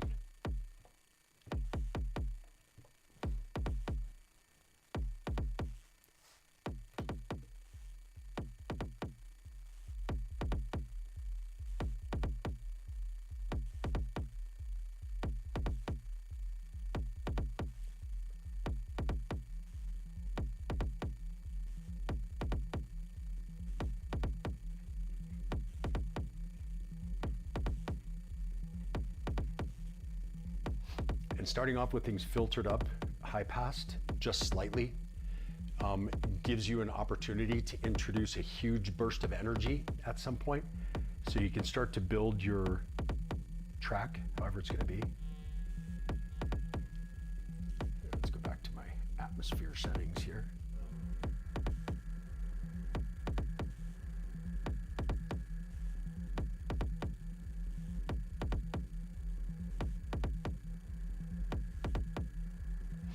So you can have this kind of cool atmospheric beginning, and you've got some cool opportunities of things that you can do. So right now we're just playing some of the steps, so it makes it sound like it's a little bit slower, and it's just kind of starting to build.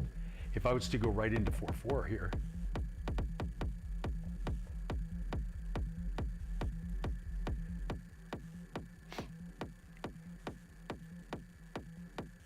and with this, you can still hear the high atmospheric sound, and you can still hear the kind of lead, that kind of repeating hypnotic lead in the background. But there's still a certain amount of tension that gets created just by having it high passed. Because you kind of know what's coming, but it's not quite there yet. You're waiting for it to resolve by letting the low end kind of drop into it. So if you started off something like this and you just built up to something like this, and everybody's waiting for that moment when all of a sudden everything kicks in, and then when you decide it's the right moment, you can decide to drop that off. What I like to do is filter up even more before I do it, to just add in a little more tension.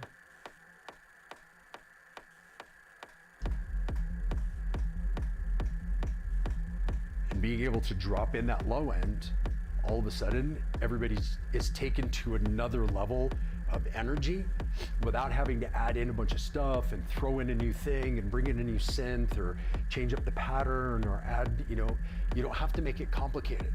Use the little tricks that kind of pull on the emotions of the crowd, right? Mess with those emotions by doing things like that, right? High pass adds tension. People are waiting. They want to settle into the groove. So you're adding tension.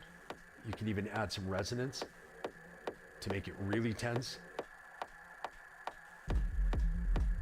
And then when you drop down in and you get that low end that fills back out again, that gets everybody going. They go, oh yeah, that's what we're here for. That's what we want.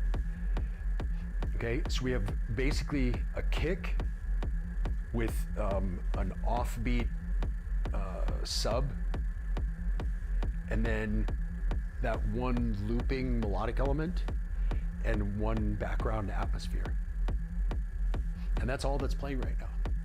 Now, people will dance to this, right? They'll dance for hours to this. Like if you've ever been to a warehouse rave, an all-night party, if you've ever been to a club in Germany where they go for days, you can dance for hours to this.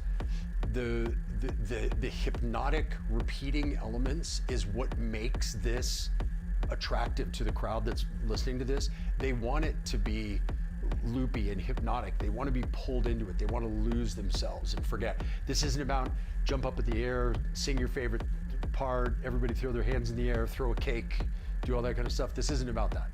This is about mood and emotion and primal vibes. So keep going like this. And then the other things that you add or bring in or bring out are to keep it interesting and keep people kind of moving along. Give them something to get excited about for a minute and then settle back into a groove. So like we can bring in a simple offbeat hi-hat.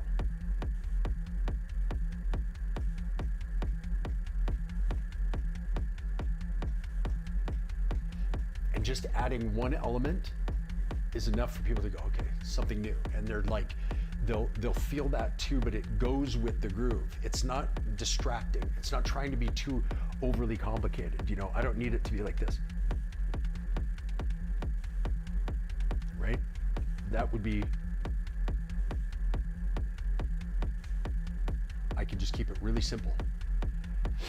Then when you want to add some tension or you want to create some interest, you can do small, subtle changes. I prefer to do them manually. Sometimes people want to have them be automated using LFOs or using automation in a DAW or whatever. I prefer to do them manually. But just like little bursts of interest of things that you can do. So for example, with my offbeat hat, I have control over the decay. So I can just give a splash of this sound. And just having that little splash is another little bit of interest. And you can play those. You can use those rhythmically, bring things in, bring things out to do those. Same thing with that looping part that's coming from the Bastille Pizza. So right now, the way the FM is set is that there's not a lot of high-end content, and I also have it filtered down. But if I open up the filter bit, you notice you hear a bit more information. Or if I filter it back down, then if I add in some more of the high-end information from the index on the FM,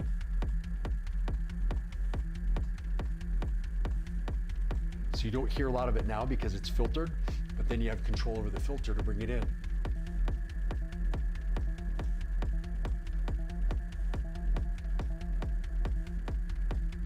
And then you can bring it back out again. And just keep it going in the background. That kind of loopy, hypnotic sound is kind of the hallmark of this style. Now, adding subtle changes, for example, in that filter that I was just using for the lead part, if I add resonance now to the filter, and then I open the filter up,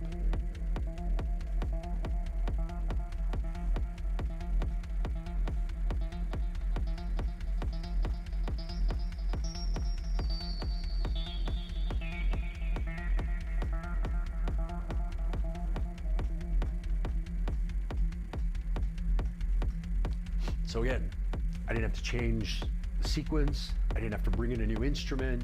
I didn't have to add another melody. I didn't have to make it more. You can do these changes subtly with sound design if your gear is set up in such a way that it allows you to design sound on the fly, right? Now, once this has gone on for a while, if people want to be, you want to keep people moving into a different mood, maybe then you might want to bring in, let's say, like a 16th hi-hat. And sometimes what I'll do to cover this is I might filter, create a little break, and then bring in the new element on the other side of the break. And as I drop out of the filter, I'll add the 16th hi-hat.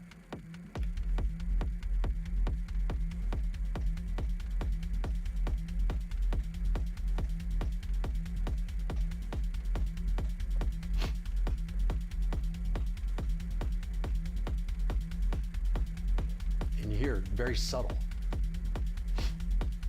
And again, you can bring this in a little more or not. And then if you're just kind of like, you're feeling it, you want to just add a little thing, reach over and add a little splash of something. It doesn't have to be every 8, 16, 32, 64, 128. It doesn't have to stick to that. Right? If I'm doing something over here and I get an idea that I want to add something, I might just add a thing in.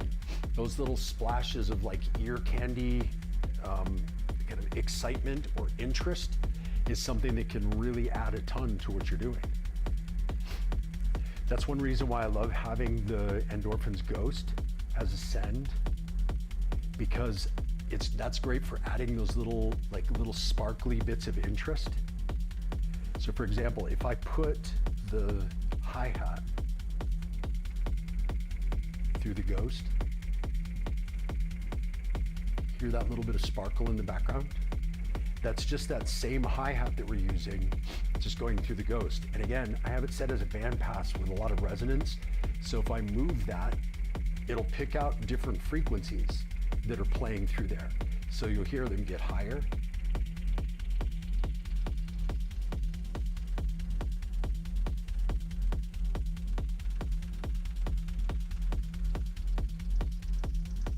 And then if you add a splash like we were doing before, also going through the send,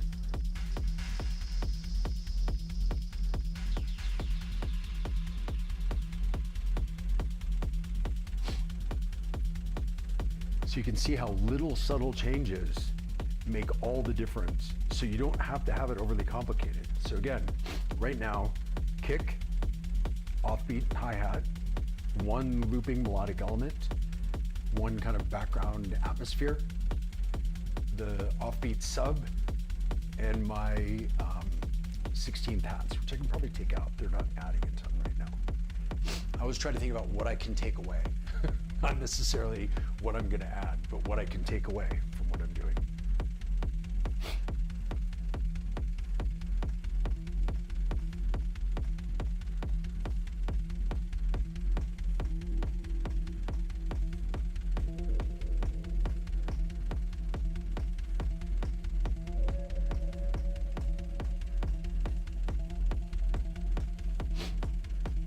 again, this isn't adding any instruments. This is adding resonance. Opening up a filter, and then add resonance.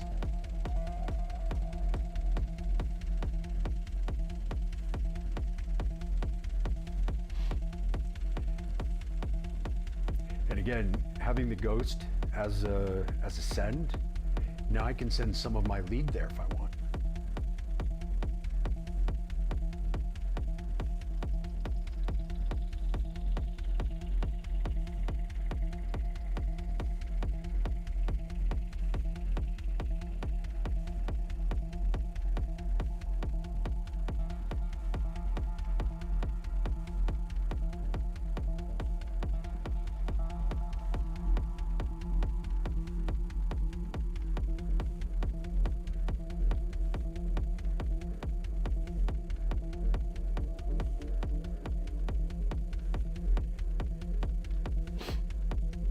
And with this pattern on the Bastel pizza, I'll open it up a little more drastically than I normally would, just so you can hear what it can do.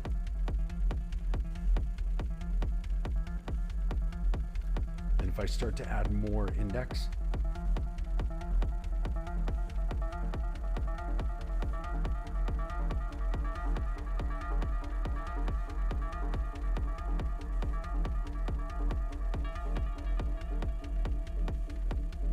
and you hear it even sounds like the melody changed, the rhythm changed, but it didn't. That was always there.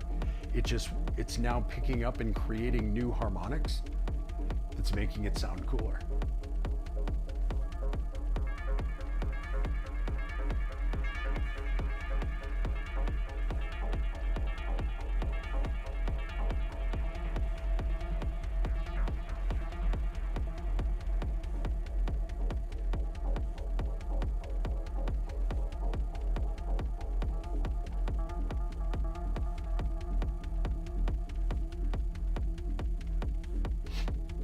So again, this whole time, I haven't changed a sequence, I haven't changed a note, I haven't changed any melodic content. All this is sound design.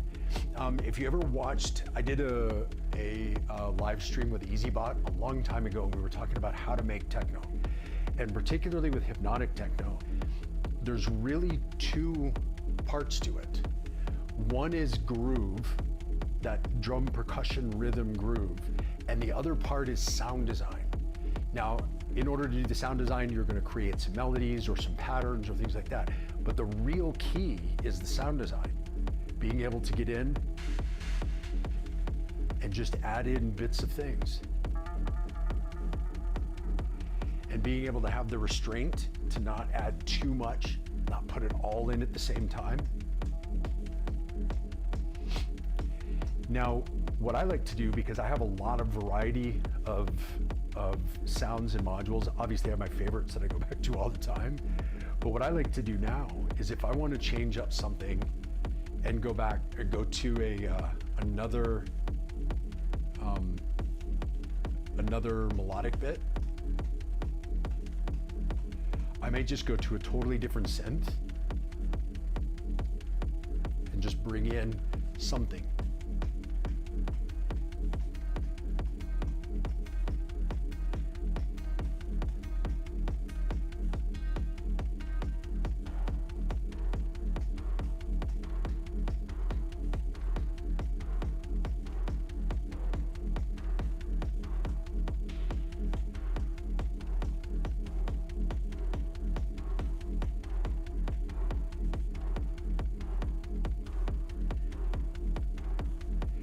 And that creates a new mood, something else to transition into.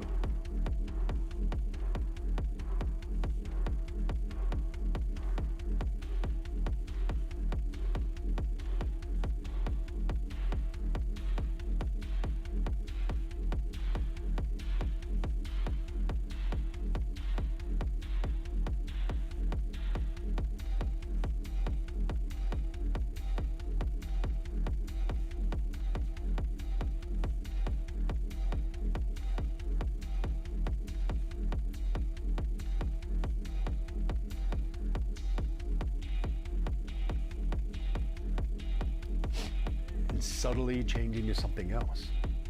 That takes some of the emphasis off of the bass line.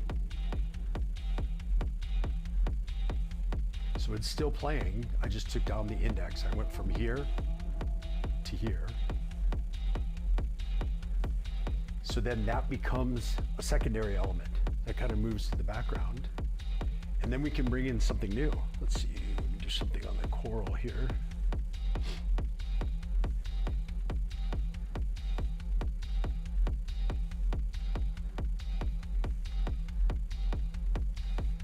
We'll do something really simple. One single note.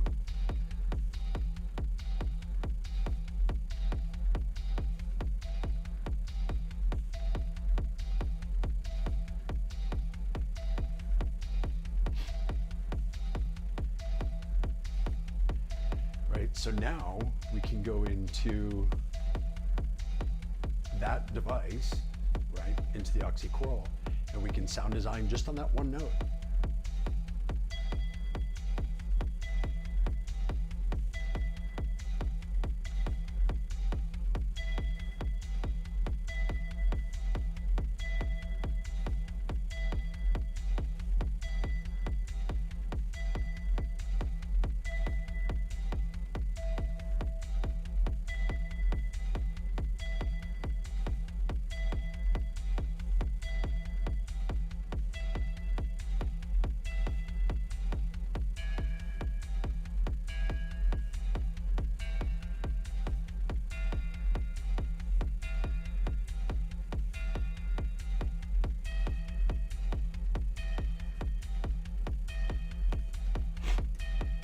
And then if we decide that we want to add something and make it a little bit more interesting, let's add a second note.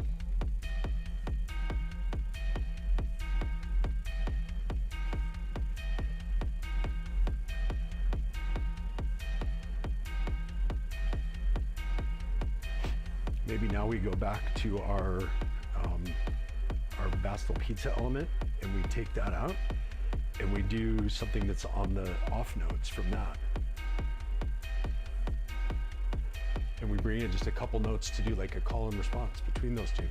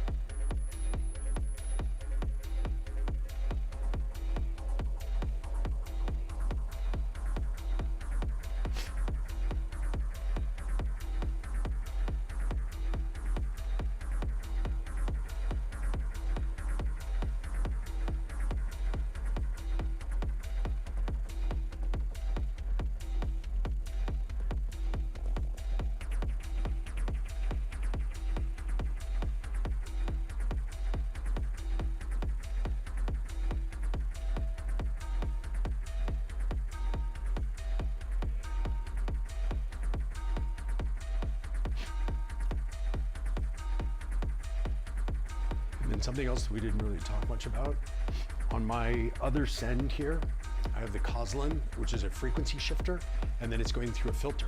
And the reason why I have that is, again, for these subtle sound design changes. So let's make sure we don't have anything else going through there. Let's just take the sound that's coming from the Bastel pizza and send that through the Coslin and shift the frequency a little, layer those two together.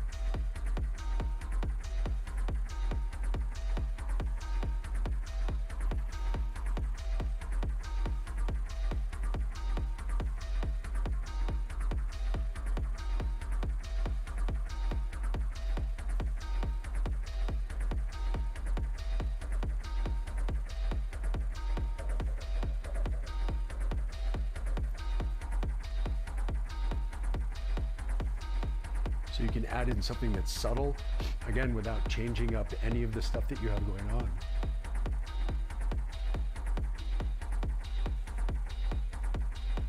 we slowly fade out the choral and maybe bring back up the swarm a little bit.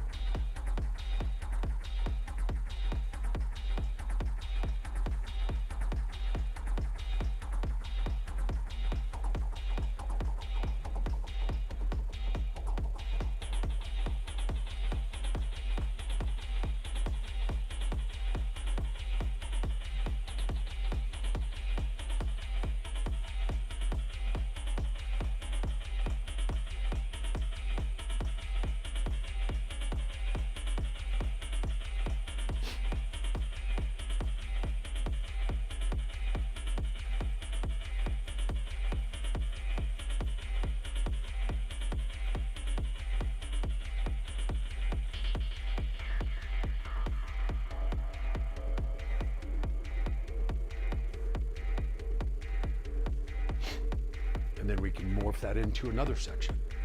So you notice there hasn't been any pattern changes, program changes, kit changes, any of that stuff.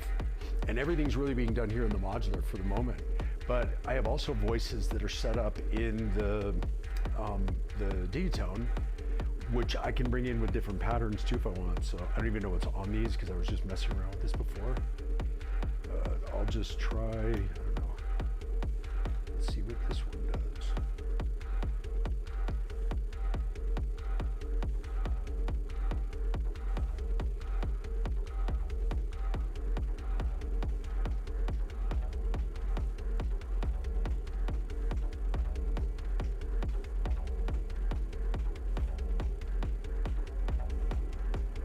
And again, sometimes if it feels like the transition is going to be too dramatic and you don't want it to be dramatic, you want to keep it subtle, a great thing to do is just filter and use that moment to bring out the element that you're replacing and bring in the new element.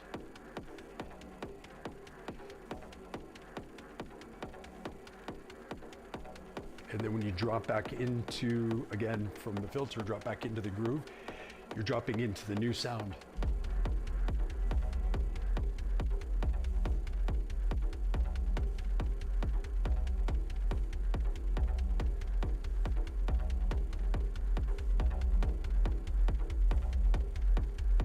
And then, again, being able to go in sound design here.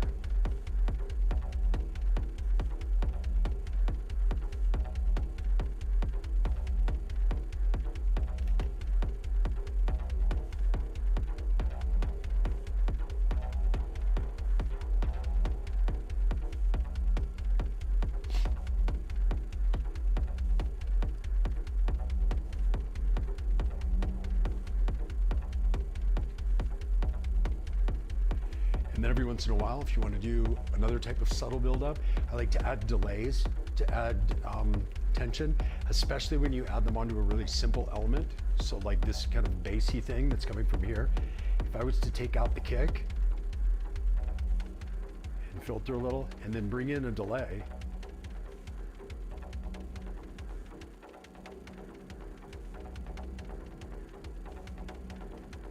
it gets a bit hectic.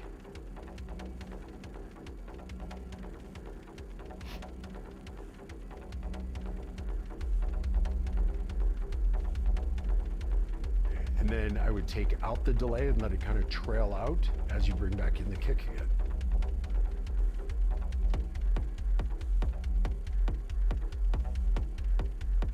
Then maybe go back to your filter. Filter down just a bit.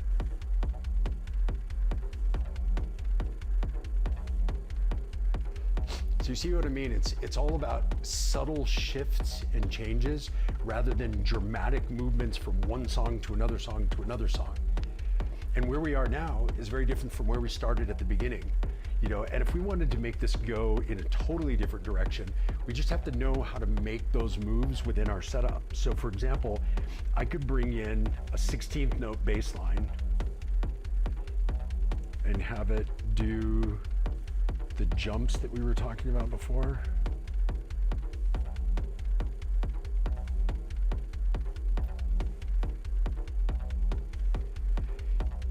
So if I wanted to boost up the energy of the moment, and I wanted to kind of build up and go a bit faster. 16th note patterns, whether it's hi-hats or bass lines, are really good for that. And so I can now, again, filter up because we're gonna change something. We're gonna do something pretty dramatic, change-wise. I may take out a little of what we're doing here with this bass line as I bring in another one.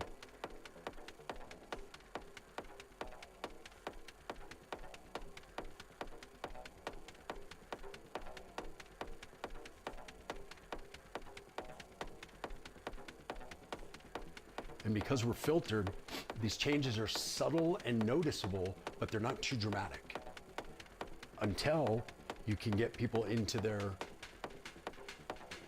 next groove. Remember I said opening up decay can add tension and energy, as well as the 16th note pattern, as well as the high filter. So we're building kind of tension everywhere. I might even bring in a 16th note hat.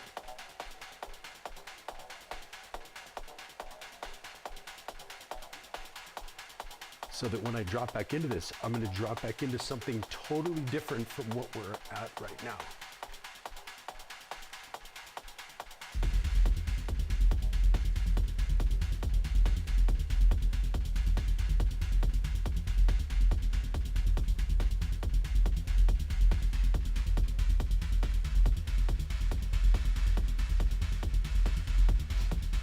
And then if you notice, I brought in the bass line with the filter cut off down.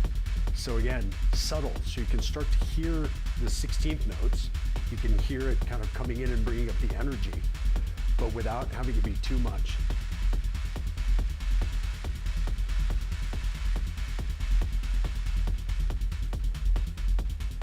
And then when you're ready for the next layer of energy, you can start to open up the cutoff, or maybe increase the resonance.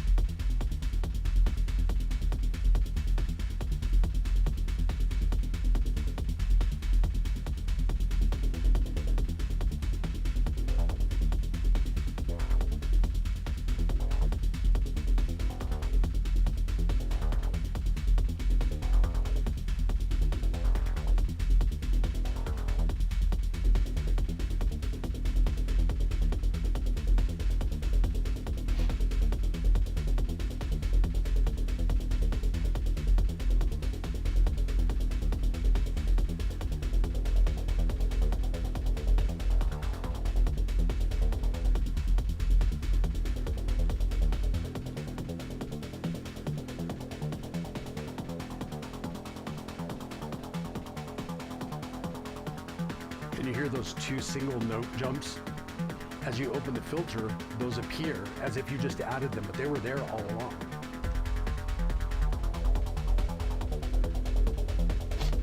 And now you can see much more energy, a lot higher energy, but we haven't changed the tempo at all since the very beginning. We've always been at the same tempo.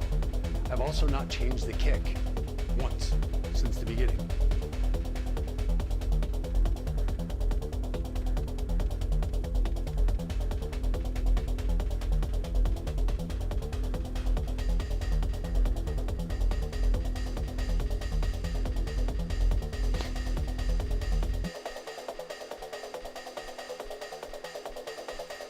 Now this is a time where I would probably bring in a stronger open hat to just add the next level.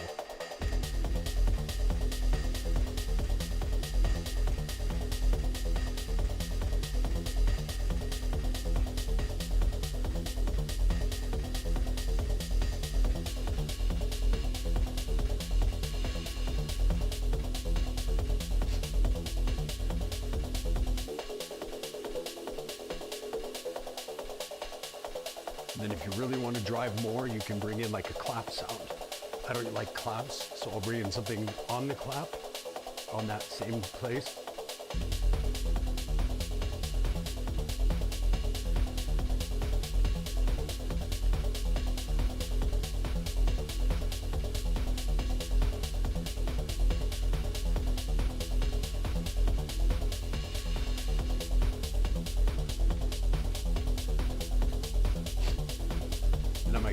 my hi-hat here and maybe do some stuff with this one. Again, subtle changes.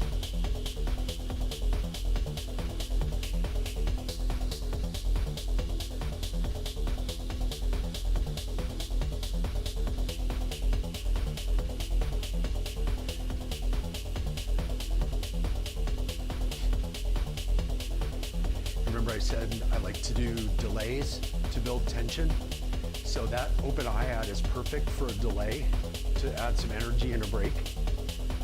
So if I was to filter and then bring in a delay on that.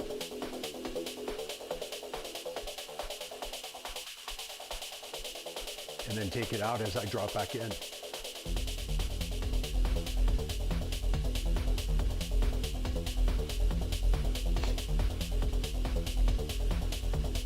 Right, so now we're at a totally different energy level. We haven't changed tempo, we haven't changed key, we haven't really done much melodically other than a couple of notes variation from a root note on a bass line. Now what if we want to go the other way? What if we want to take things back down in energy again? Well, the first thing that I would do is I would make this hat more subtle.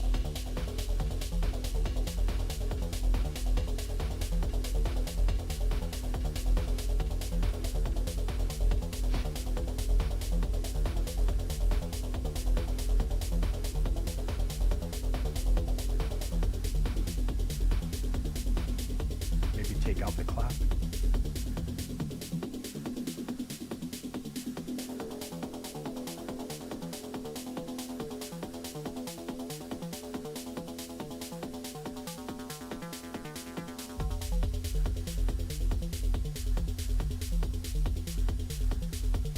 Maybe take out the 16 hats.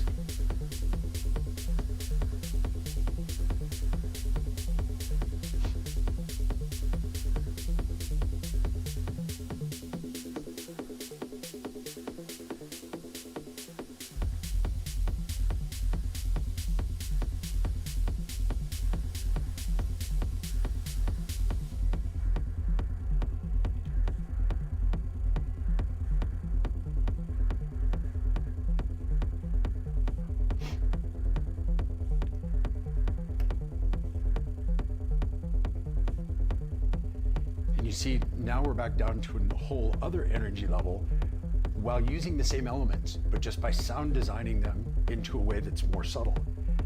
Kick is still keeping us going. That's still the heartbeat. It's still keeping time of what we're doing. Now, if I wanted to, now I can go back into a more subtle hat using the archer's rig again.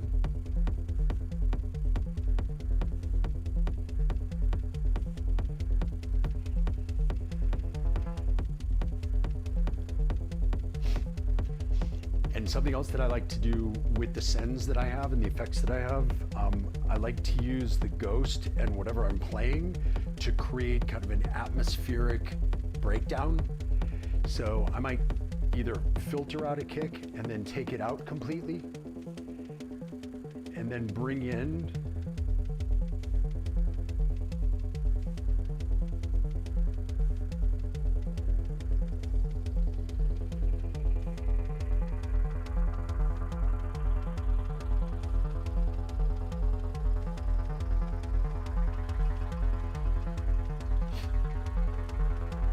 so that's just my bass line going through the ghost and changing up the filter frequency where it is.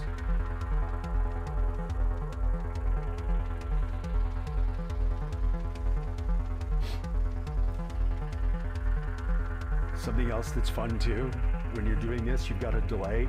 If you change up the timing of the delay, you get cool things like this.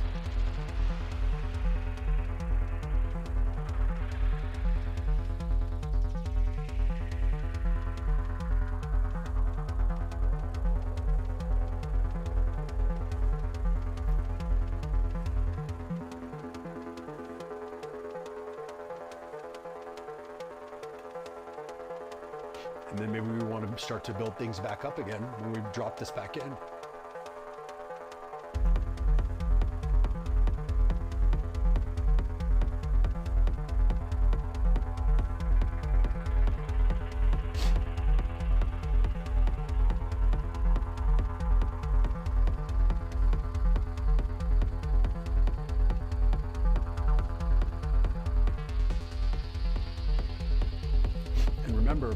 all of that atmosphere is coming from the ghost. So it's coming from whatever the bass is sending it. So when it's low, when the cutoff is low, it's only sending it low frequencies. But if I want to add something else, I can boost that up, or I can move the cutoff up so it lets higher harmonics through that will be then picked up from the ghost.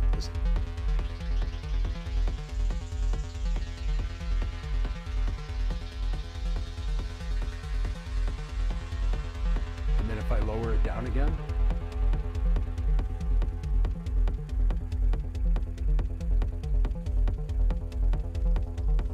changes the atmosphere in the background. So it's one of the advantages of creating your atmospheres from the elements that you're already using, because it allows you, as you modify those elements, to completely change what that atmosphere sound is as well, right? We could also send, let's see what this sounds like. We could also send this bass through the Cosland.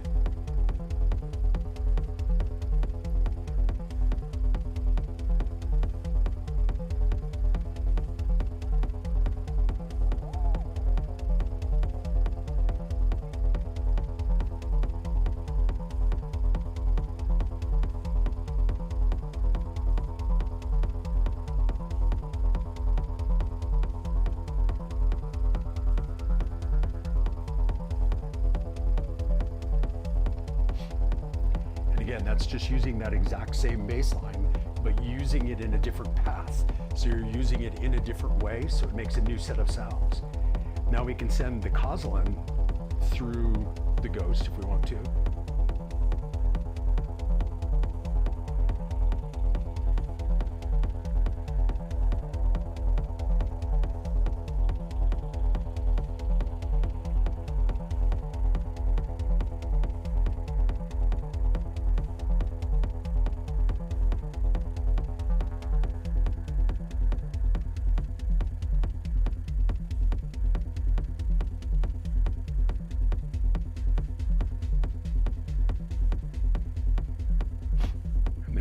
Energy back down again.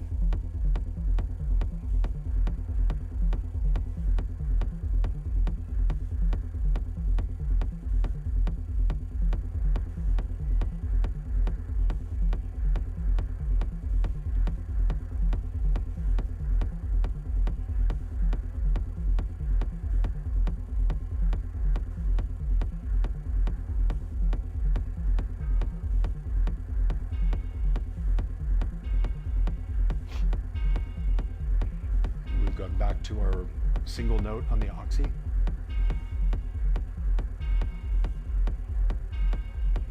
And if I filter that way down, it just becomes a sub in the background.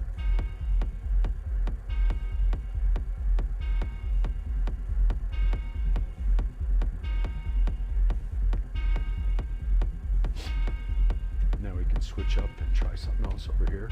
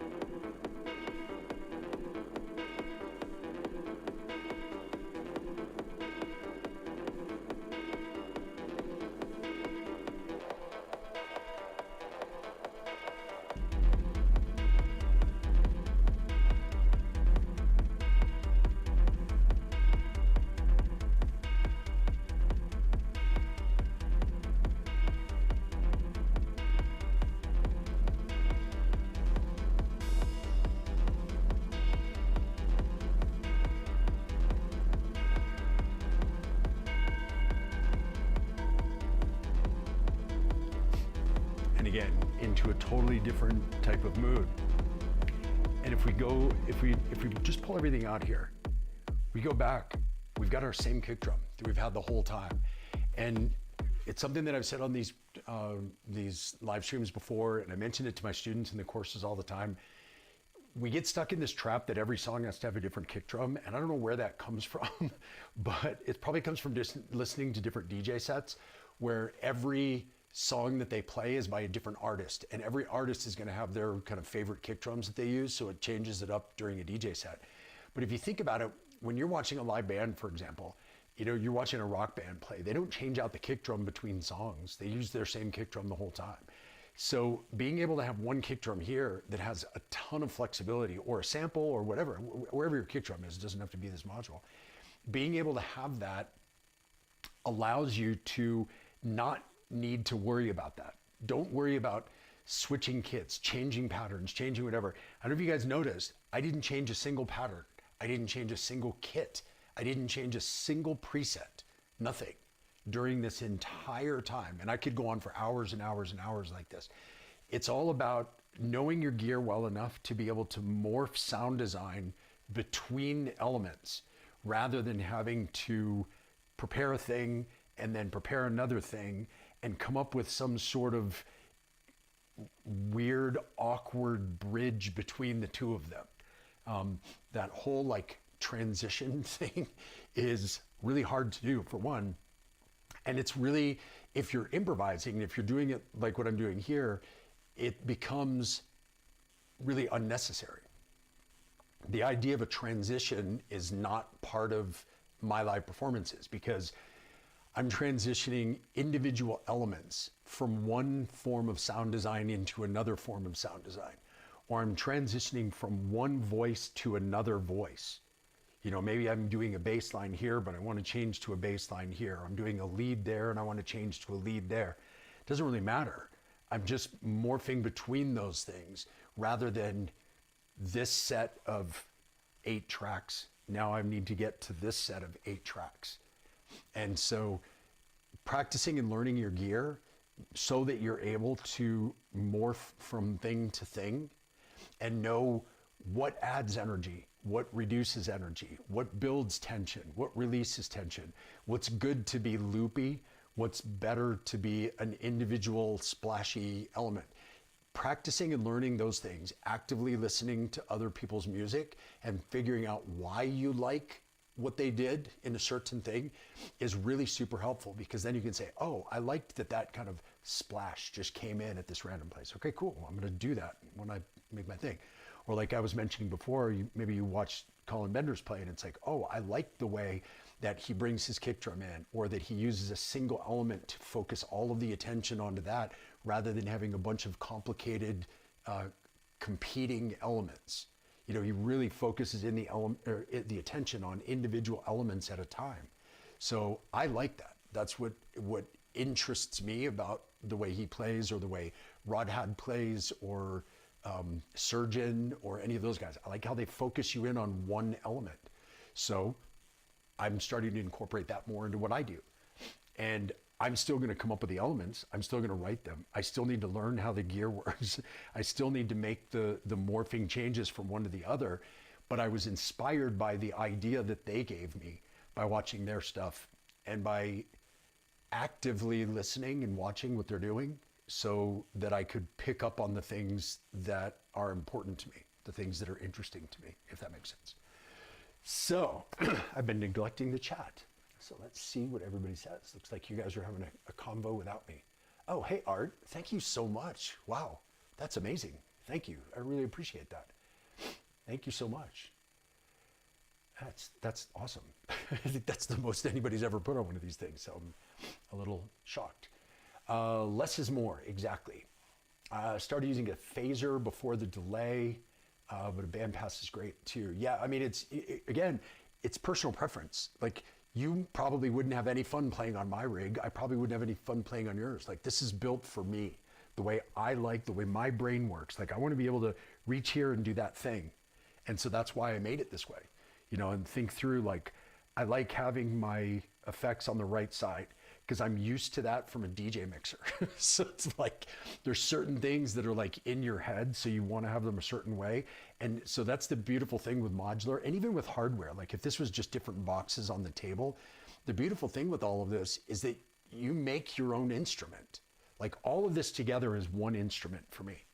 And so you create, you configure, you build your own instrument in the way you want to play, and then you get to play it. And that's what's the amazing thing about all this. You don't just have to play something that someone else thought was cool. You get to play your own thing that you invented.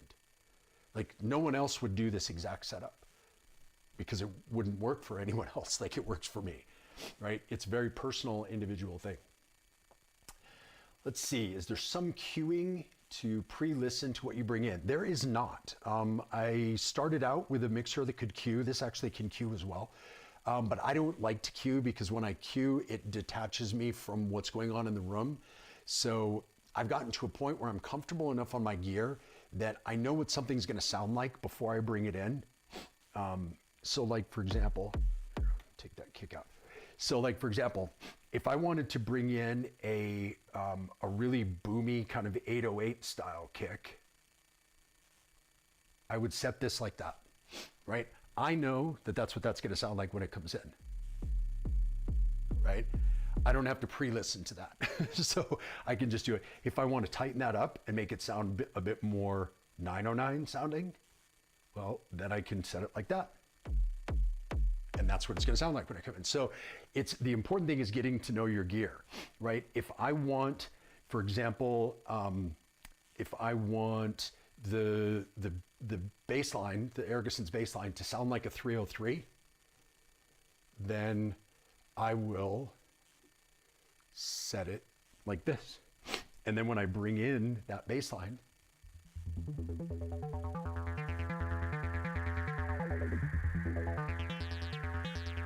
right? So it's just a matter of getting to know your gear well enough that you know what it's going to sound like before you bring it in. So then you don't have to pre-cue. It's almost like you're cueing, you're imagining the cue. You're imagining the cue sound of what that will sound like before it comes in, and then you can bring it in and make adjustments. Now, there's some tricks to that too. Like I like to bring things in filtered down. So like, for example, if I was to bring in the Bastel Pizza, I might bring it in like this, with it filtered way down.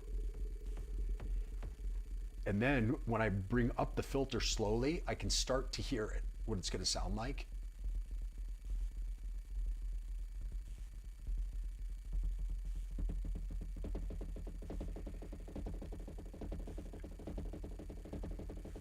Right? And if at some point I decide that that's not the sound I'm going for,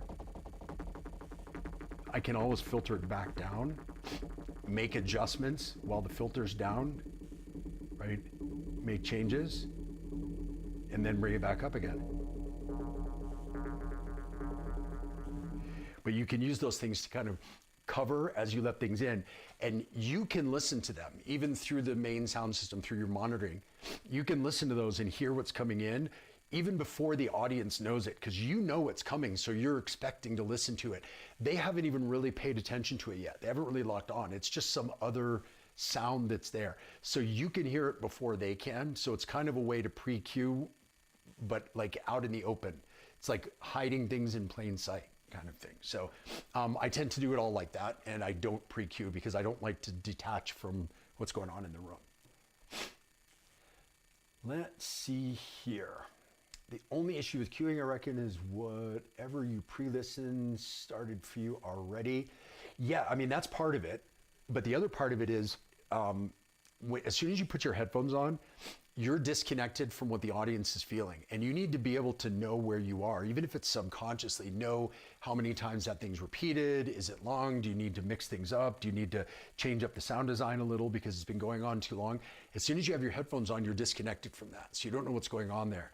And that's not an issue for DJs because the producer has already built in movement and breakdowns and buildups. So if you disconnect as a DJ to cue up the next part, the next song, the song is taking care of itself. There could be a major buildup and breakdown and the crowd goes wild and you haven't done anything. You're listening to something else and that doesn't matter. But when you're improvising live, those things, those buildups and breakdowns and those moments are created by you. So if you're in your headphones, you're not creating those moments. And so I get nervous with that detachment because I'm afraid that while I'm trying to make the next thing sound better, I'm making the current thing sound worse by not paying attention to it. So that's why I don't like to cue as I perform. Let's see. Instead of practicing cueing, you're better practice your workflow and sound design to know what you're bringing in. I 100% agree with that. My whole theory is spend hours practicing, spend hours getting to know your gear, experimenting, pushing your gear, reconfiguring it, trying different things to figure out how the ins and outs of your instrument work. Spend the hours doing that instead of spending hours pre-planning sets, pre-recording stuff, building presets, building patches, coming up with program changes, building banks, creating a live set. You'll spend just as much time doing that, but then when it comes time to play, you're missing two key things when you go to play that way. You're missing the fun and spontaneity of improvisation and making things up and expressing yourself in the moment with something new and original. And you're missing the flexibility of what if something goes wrong?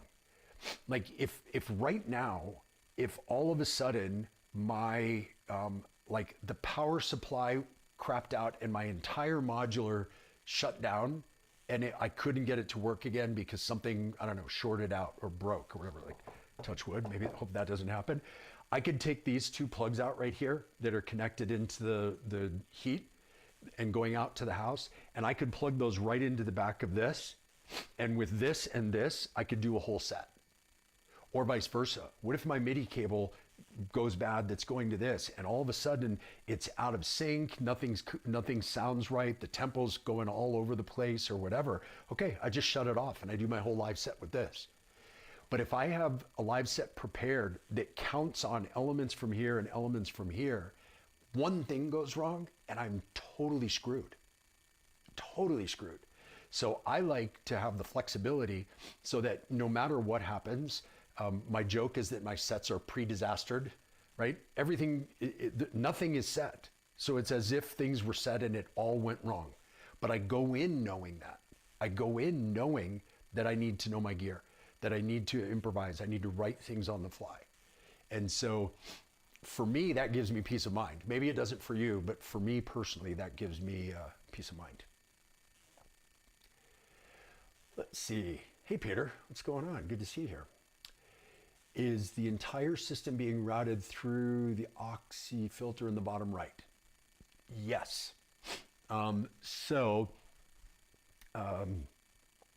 Digitone is coming into this mixer expander that's over here on the right that you can't really see very well. That's going into everything that's in the mixer. Everything here is going into the mixer, as well as all of the channels from the Digitone are coming into here. Then that goes into the left and right inputs on the Meta. Then the left and right outputs from the Meta go to this module right here, which is called the monitor. And that gives me the ability to monitor, like so I can see the strength of my output. And it also gives me balanced 1/4 inch outputs. So then I can go straight from there to the house if I'm playing on a small system, or if I'm playing on a big system, it's going to go from there into the analog heat plus effects and then out to the house. So that's the audio flow is everything comes into this mixer, everything goes through the Meta and then through the monitor and out through the heat plus effects. So let's see here. Yes, Oxy Meta, that is the one. Let's see here. I need some medium-sized headphones to deliver for such sounds. What headphones am I on? I am on, these are my DJ headphones that I've had forever. I've always been I love Pioneer DJ headphones for a couple reasons. I love the sound and they're super durable. I've had pairs that I've put hundreds of thousands of travel miles on, traveling all over the world. And that's what these are. They're what are they? I can't remember. They are HDX X10.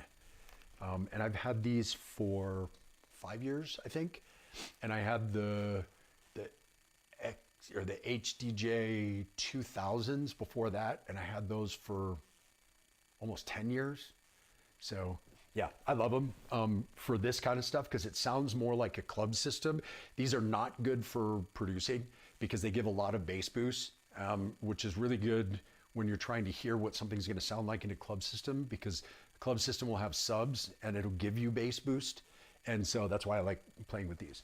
If I'm just normally in the studio, if I'm writing, if I'm practicing, if I'm producing, I generally use the III. Here, pull these out of here. These ones, the wireless ones, which I love because with everything in my studio wired together, I can just put those on late at night and I can move around. I can go to different synths. I can do different things and I don't have to worry about a cable tethering me. But here I'm right next to my mixer, so I have that plugged in. Anyway, let's see. If you're listening in the car, awesome. I hope it sounds good in the car. New to Digitact and start to dig the sample workflow, but really like Circo's choice to synthesize the sounds on the go, more sound design power. Yeah, so a couple things. I lean way more towards a synth workflow than a sample workflow. I prefer that, me personally. I have friends that are exactly the opposite. They're all sample, and that works cool too, especially if you have samplers like the Digitact. Because with that, the sample is basically just your oscillator. It's just your sound source. You've got so much capability with, envelopes and filters and effects and, multiple filters and LFOs and all kinds of stuff. You can really sound design with samples in a Digitact. So that's why it's the one sampler that I really love, is because of that. It feels more like a synth, even though it's a sampler. So you kind of get the best of both worlds. So I think it's a great one. But it's up to you. It's really up to whatever workflow you like. Obviously, having an amazing kick in the rack and then having it on its own mixer channel helps much more than having the kick covered by the Digitact mix. Yeah, so when I was using the Digitact, I also had a kick track in there. And interestingly enough, the kick I was using was a one-shot sample of the battering ram because I just love this kick. The power of this on a big system is unlike anything I've ever heard. So having a sample of that in there was great. And I just made sure that I had a sample where I had opened up all the filters and envelopes and everything. So it was a really long open filter sample. So then when it goes into the Digitact, you can always close down the filter and shorten the envelope. And it gives you a lot of that sound design capability that you have with the module, but using it in there. One of the biggest mistakes that most people make, especially with kick drums and hi-hats, they're the two worst, is you will take a kick drum sample and you want to find the perfect kick drum that sounds exactly the way you want it, but it doesn't have any flexibility. It might be a really tight sounding kick. Well, you can't open up the decay in your sampler of a tight sounding kick. But if you've got a loose, wide, broad kick, you can tighten it down to be tight. And that gives you, again, the flexibility to go from like 808 to 909 and all that stuff within your sample. So you can use samples, but don't use samples that only sound like the finished product that you want. Use samples that are really functional, because if it's only the finished product sample, then you need a different one for every time you want to change your kick sample or your hi-hat. It's the same way. Like I tend to use, when I use samples for hi-hats, I use open hats for my closed hats so that I can always shorten them down, because then if I want to add those little splashes and things, I can always open up the decay and have it come back out again. I almost never use just a closed hat sample because they're super limited. It's all you can use it for. You can't do anything else with it. So try to use them as sound sources and view them as sound sources that have some flexibility rather than being the end product, right? Let's see. Where else are we here?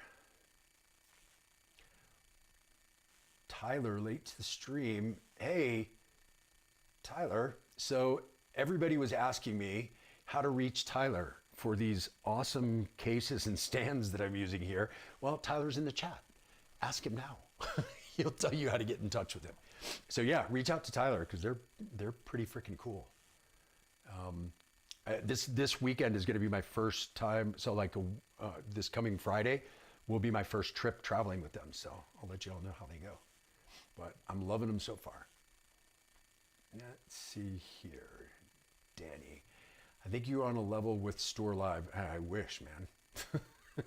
I wish. That's like telling a football player you're on the level of the Super Bowl, or European football player you should play in the Champions League. It's not really the same. Like, I can do this stuff and I can put on a pretty good show and I have a lot of fun doing it and I can improvise for a long time. What those guys do is every time I watch one of the Store things, I'm just like, oh my God, you guys are unbelievable. Like, they're amazing. So yeah, thank you for the vote of confidence, but I think they're pretty crazy. Let's see. I have a great separation of redundancy. I don't know what that means, but I agree. Oh yeah, I guess that was when I was talking about having redundancy between the two pieces of gear. Got it. Yeah, no single points of failure. I mean, there's always single points of failure. I mean, the chance of something that dramatic going wrong is pretty small, but it's nice to know that, if something didn't work, if I forgot a power supply, whatever, that I could still perform. I could still do the show.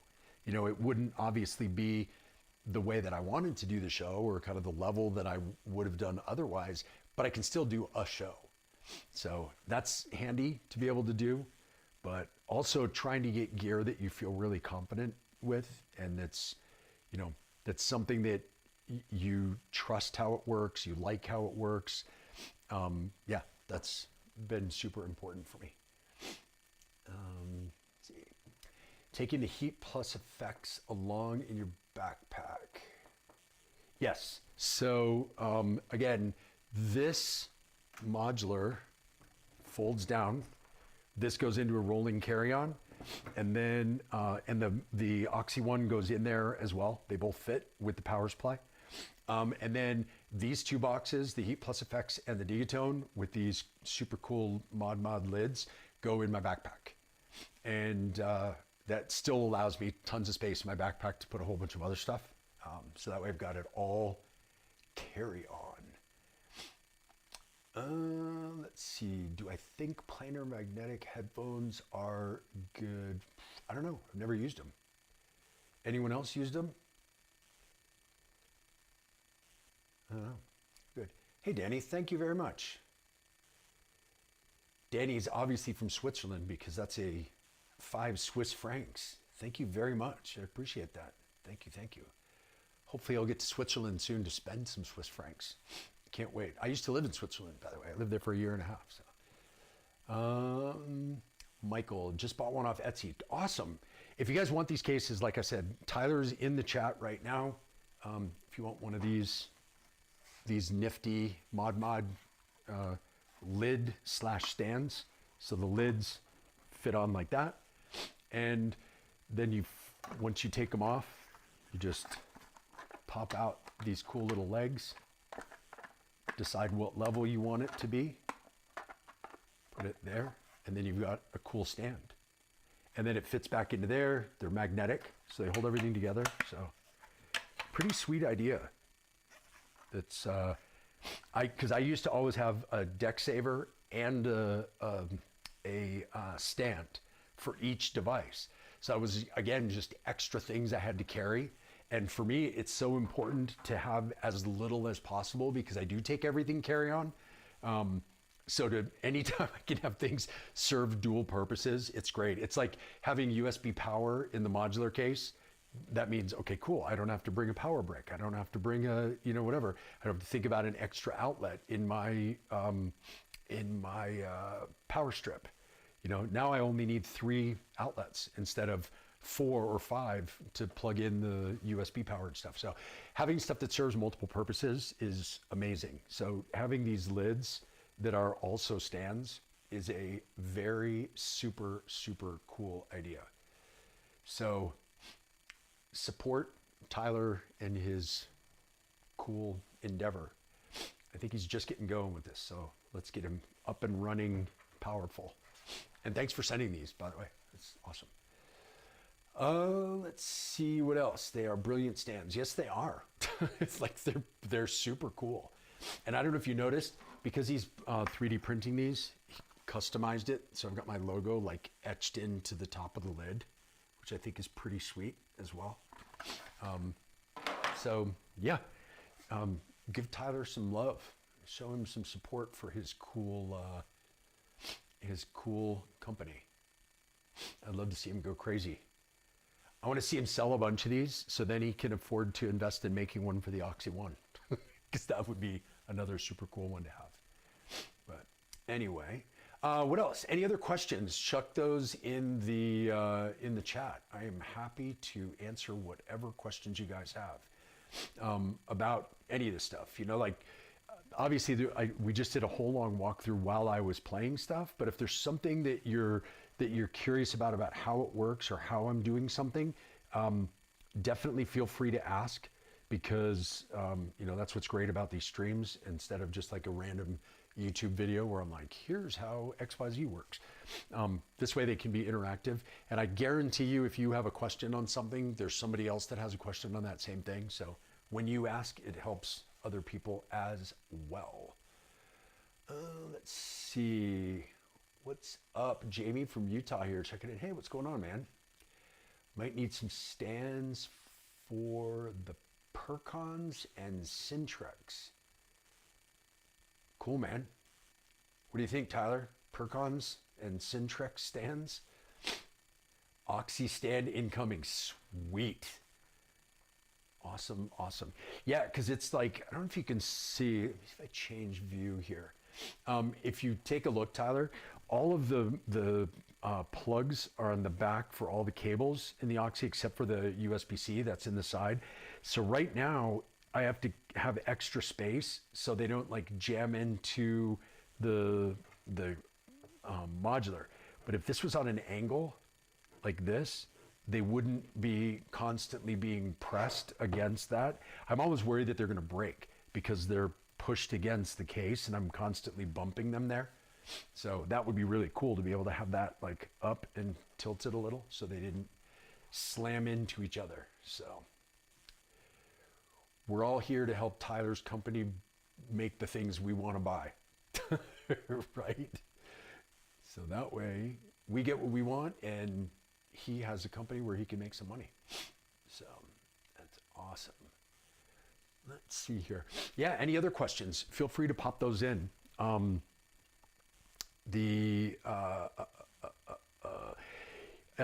Another thing that was really different this time, that was a big change up in my live setup, was putting the Oxy back in, the Oxy Coral, because being able to have the configurator app where you can just pull out the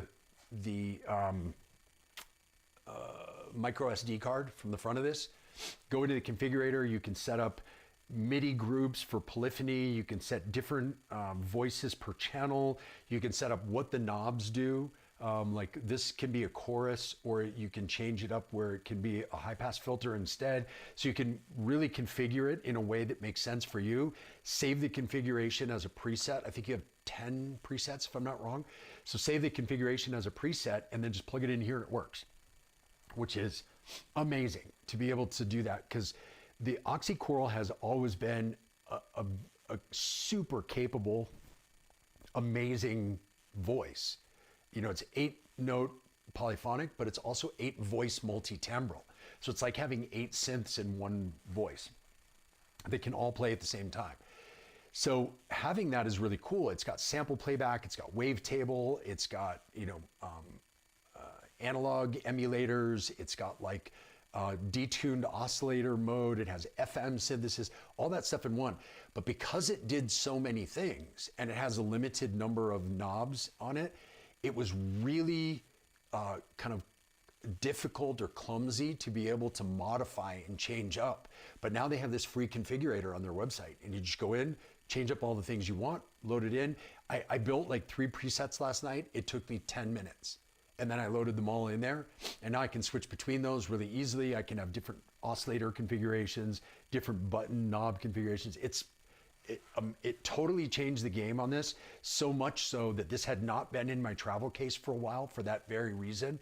And I made room to bring it back in because that made it so much more usable and really flexible. So now just in that one space, I have 8 complete synth voices that are each being sequenced from a different track in the Oxy One. So it's like, it became way more powerful just because they added that ability to configure it outside of the machine. Let's see, Michael, do you just do mutes and volume control in the Digitone itself? Yeah, I don't do any external control in the Digitone. Just because I've been using the Electron boxes for so long that I'm really fast on them. So for me to switch between pages and go in and do something is really quick. I tend to, just as a default page, I tend to stay on the mixer pages. Just because that allows me to be able to see volume levels and be able to move, fade things in and out much easier and keep them from sounding, weird, like I wouldn't want them to. So that's generally the page that I stay on, but then it's really easy, like say I wanted to go into the filter on track 5, I just go track 5, filter, and I'm there. And then I have all the controls of that on one page. And the same, if I wanted to do like effects on track 1, I just go track 1, effects, and I'm there. And so I'm quick with this, so I don't need an external controller. And so for me, taking up the extra backpack space of an external controller doesn't make any sense for me on a device like this for what I'm doing with it. So if it was an Octatrack, on the other hand, that is way more clumsy to try to navigate around. So external controllers for the Octatrack are golden. I have a Fader Fox PC12 that I used to use for the Octatrack just because it gives you a lot of control so that you avoid all the menu diving within that. Let's see. There's a bit of noise in the background. You know what it's probably the Endorphins Ghost. That is a super crazy loud module. Here, let me just bring up the volume on this. I won't talk for a second and just listen to what the background noise is with nothing going through this.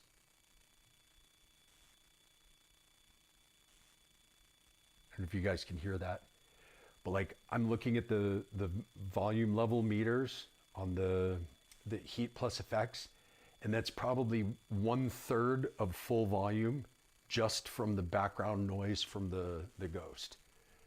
So yeah, that thing is, it's crazy loud, which I don't mind because I like, as you can hear, I like messy, gritty, loud sounds. So that doesn't matter to me. I'm fine with that awful noise floor. The hard thing is that the Exelon mixer is such good quality that you hear every little thing. So it's almost like it makes the loud noise floor of the Ghost even louder because you hear it like super crystal clear. Let's see here. Tyler can make an Erica Synths baseline cover stand. That would be cool. David, is that the board brain mixer in your case? Yes, it is. So it is the board brain Exelon, which is right here. It is then the, what's this one called? XP3, which is the 3-channel expander module for that. So that gives me 9 full channels that are all sharing the same sends and returns. And then this unit over on this side, which, pull things out of the way. This is the Exelon XI3, which is a new module that's just about to come out from BoardBrain. And that is 3 stereo input channels with just a volume knob and the 2 same effect sends. So you're sharing your same effect sends and you have volume, but you don't have obviously fader or panning, balance, or line input, or sorry, not line input, gain or any of that stuff. So this is kind of a simplified input. So that's why I'm only using it to bring in external instruments. So I'm using that to bring the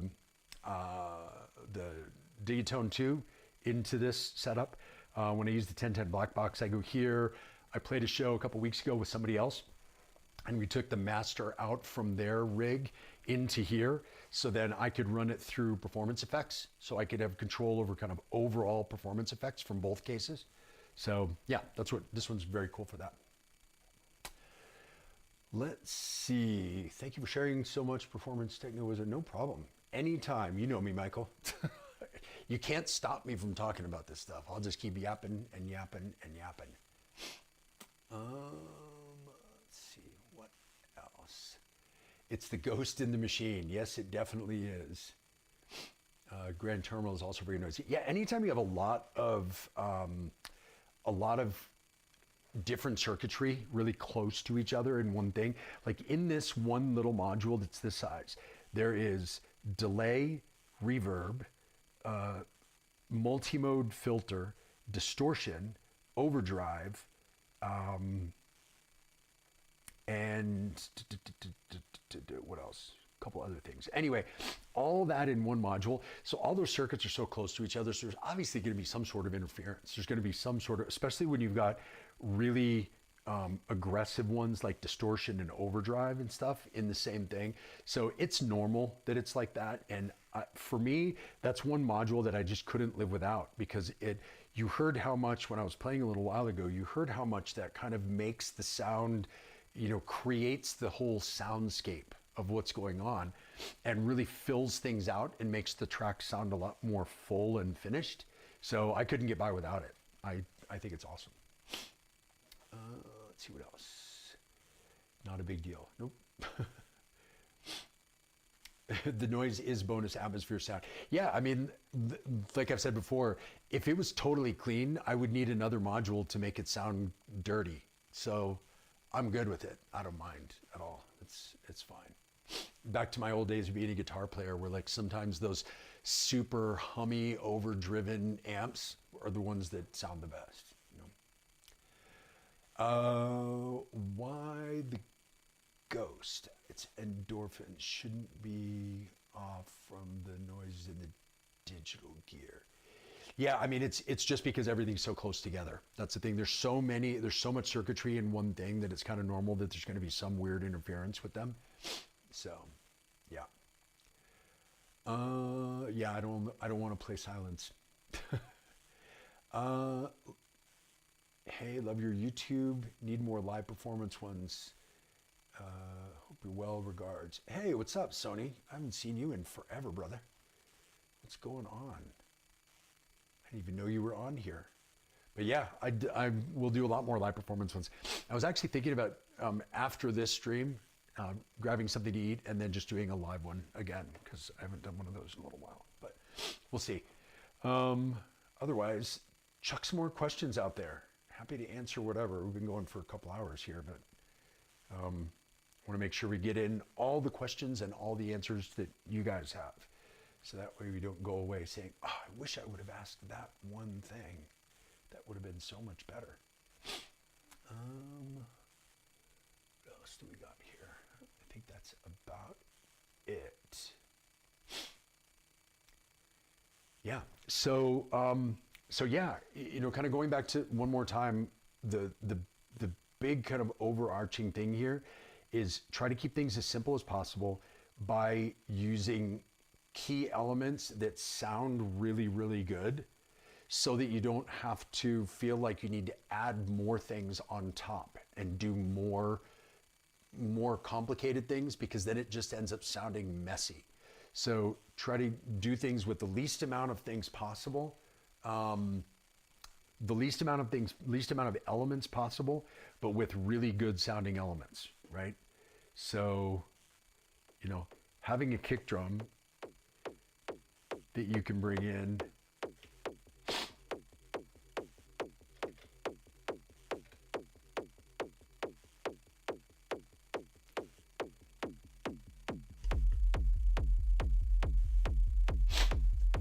I mean, I don't know about you, but having a kick and sub like that if you're listening on good headphones right now or on good speakers, you hear what I'm talking about? Like having something like that, that's enough to start to get people moving already. And so it's not, you don't need to have a bunch of craziness. You need to have good quality things that can be left on their own. It's kind of like, my day job is I work in the restaurant industry, and if you think about cooking, if you use really good quality ingredients, you don't need as many spices. And when you end up putting a lot of spices, you end up just making things taste weird and messed up. Simple, really good quality ingredients done in a really tasteful way is what always tastes the best, whatever food. And it's the same with this. Simple, really good quality ingredients, mix those together to make that thing that you're making, and it's gonna sound awesome, right? So what would we want to add to this? So maybe a background element like we were doing before, an atmosphere.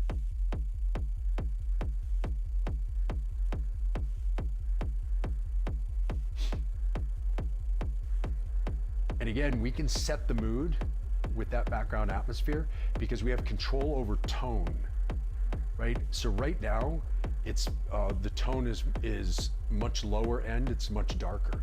But if I shift that to be higher, listen how it changes the atmosphere.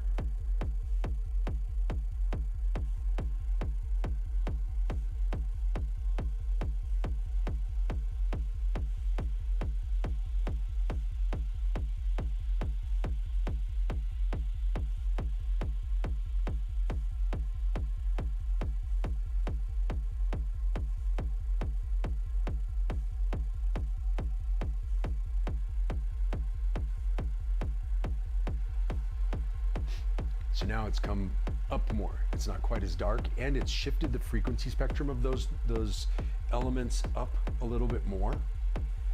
And so because of that, it leaves me space down in the low end to do other stuff. So I have a kick that's kind of low mids because it's very, it doesn't have a lot of rumble to it. It's mostly transient. And then I have a really low sub. So that frees up space for a bass line, right? So then if I wanted to bring in a bass line, like from my, the Bastel Pizza,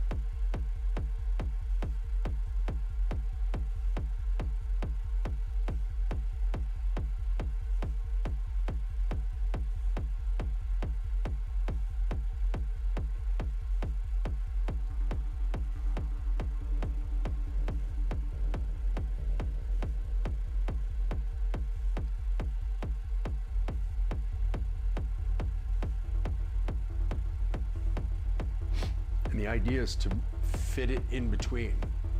So we've got really low end with that, the sub rumble, and then we have some space, and then we have low mids for the drums, and then we have high mids from the atmosphere.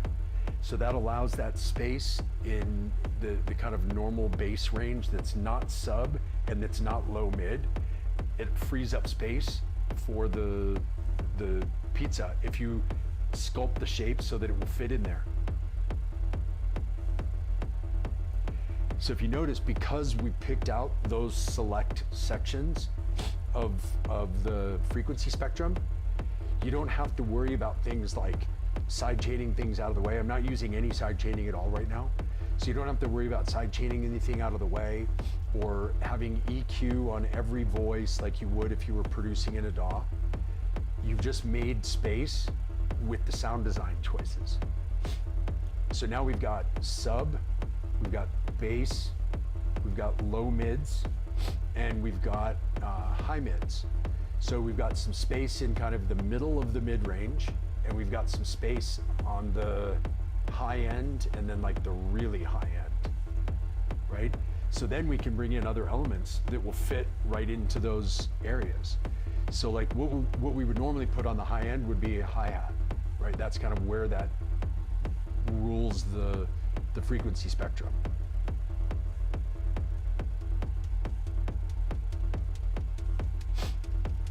And you see, because there's nothing competing with it, it stays really super clean in the mix, right? Without having to process in, without having to get anything out of the way, because there's nothing else competing with that part of the frequency spectrum.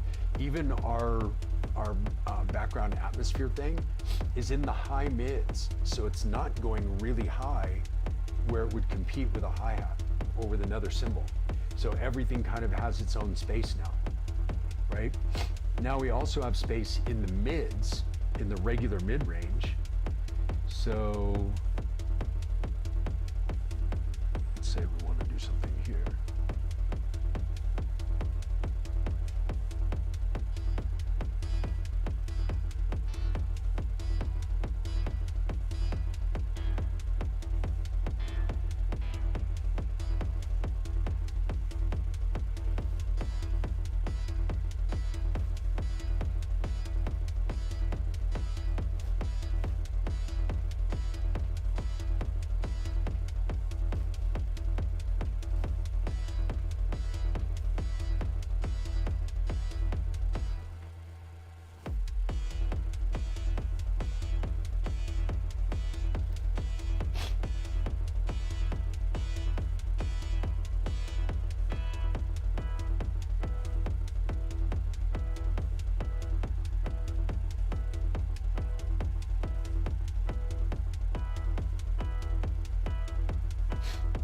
So you see, so now we've got something in the mid-range. So now we've got sub over here. We have regular bass with the Bastel Pizza. Then we have, you know, high lows or low mids, whatever you want to call it, with the transient of the kick and the kind of the thump and punch of the kick. Now we have that chord stab is in the mid-range. Then we have high mids, we have our background atmosphere. And then in the high end, we have our hi-hat. And you notice, because we've selected every single place that they fit in the frequency spectrum, nothing's clashing with anything.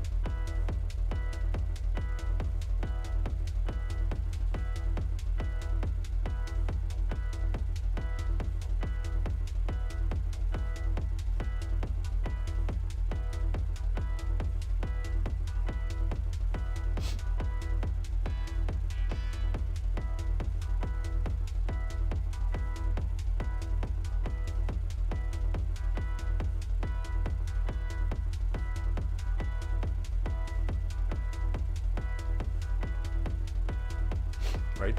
So now when you talk about trying to make a clean mix or having a muddy mix, where it starts with is exactly what we're talking about here. Figure out what fits in each section and don't overload things.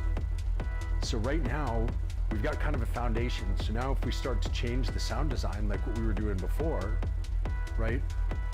You can feature certain elements by moving them forward, or we can kind of, we can de-emphasize them by moving them to the back.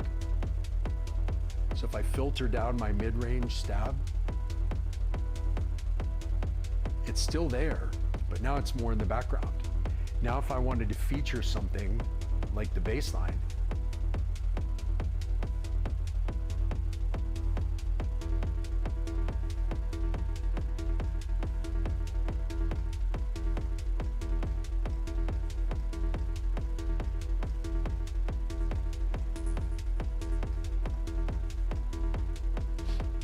and now it's about moving things forward, moving things back, bringing them into focus, so you're focusing on a single element at a time, and then you take away that element and you bring in another element into focus. So that chord stab is still there. It's just in the background, right? Now if I was to filter out the bass and then bring the filter cutoff back up on that chord stab, you'll hear them change places. One comes to the front and the other goes to the back.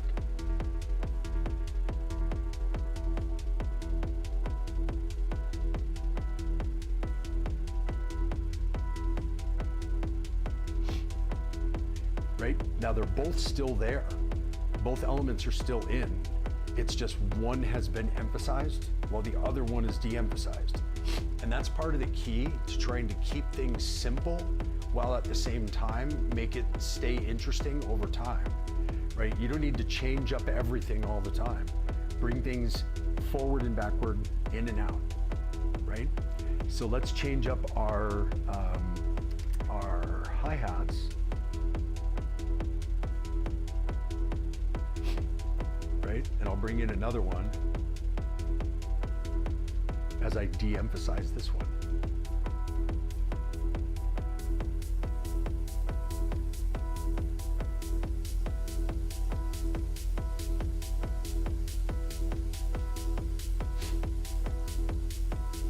So now we have a different hi-hat than this one. Although this one is still in, I just shortened it up so much you can hardly hear it.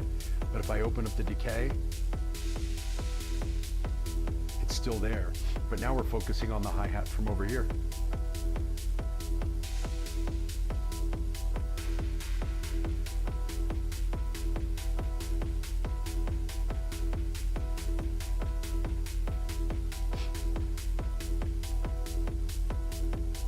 If I was to really shorten up the amp on this one,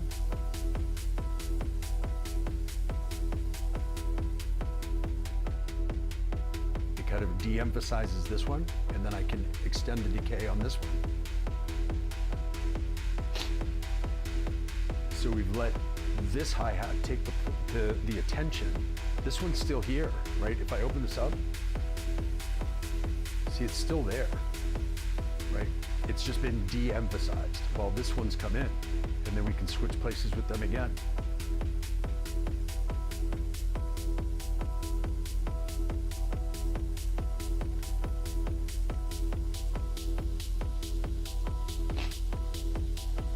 And again, changing places again with our bass line and our lead.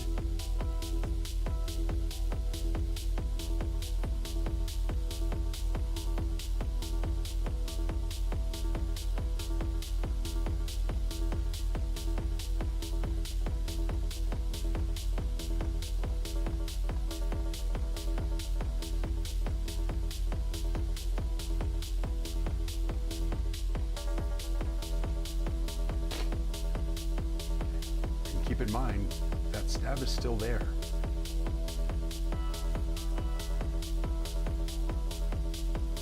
It's just pushed to the back.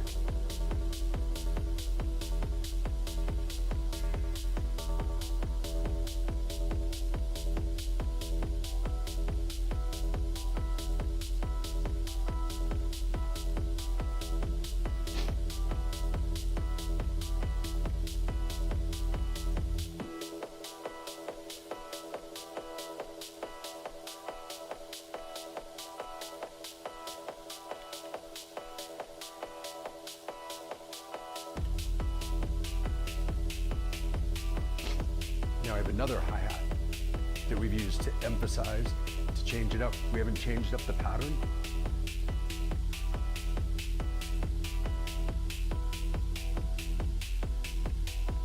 And we can make all of the melodic elements really subtle.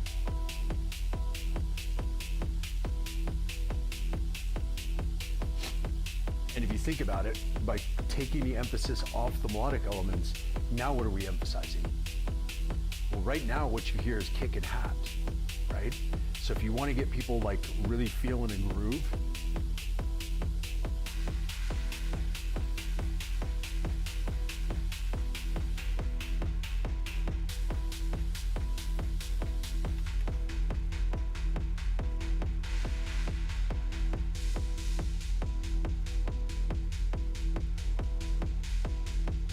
so you hear how subtle the hats are? But because we've brought everything else to the back, you still hear them.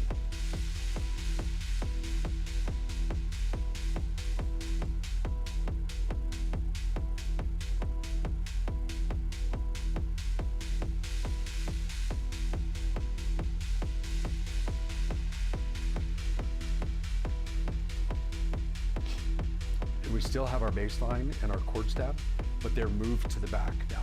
They're pushed to the back and out of emphasis. Now, if we wanted to change things up, we can bring back in the bass line, but as more of a lead by changing up the index.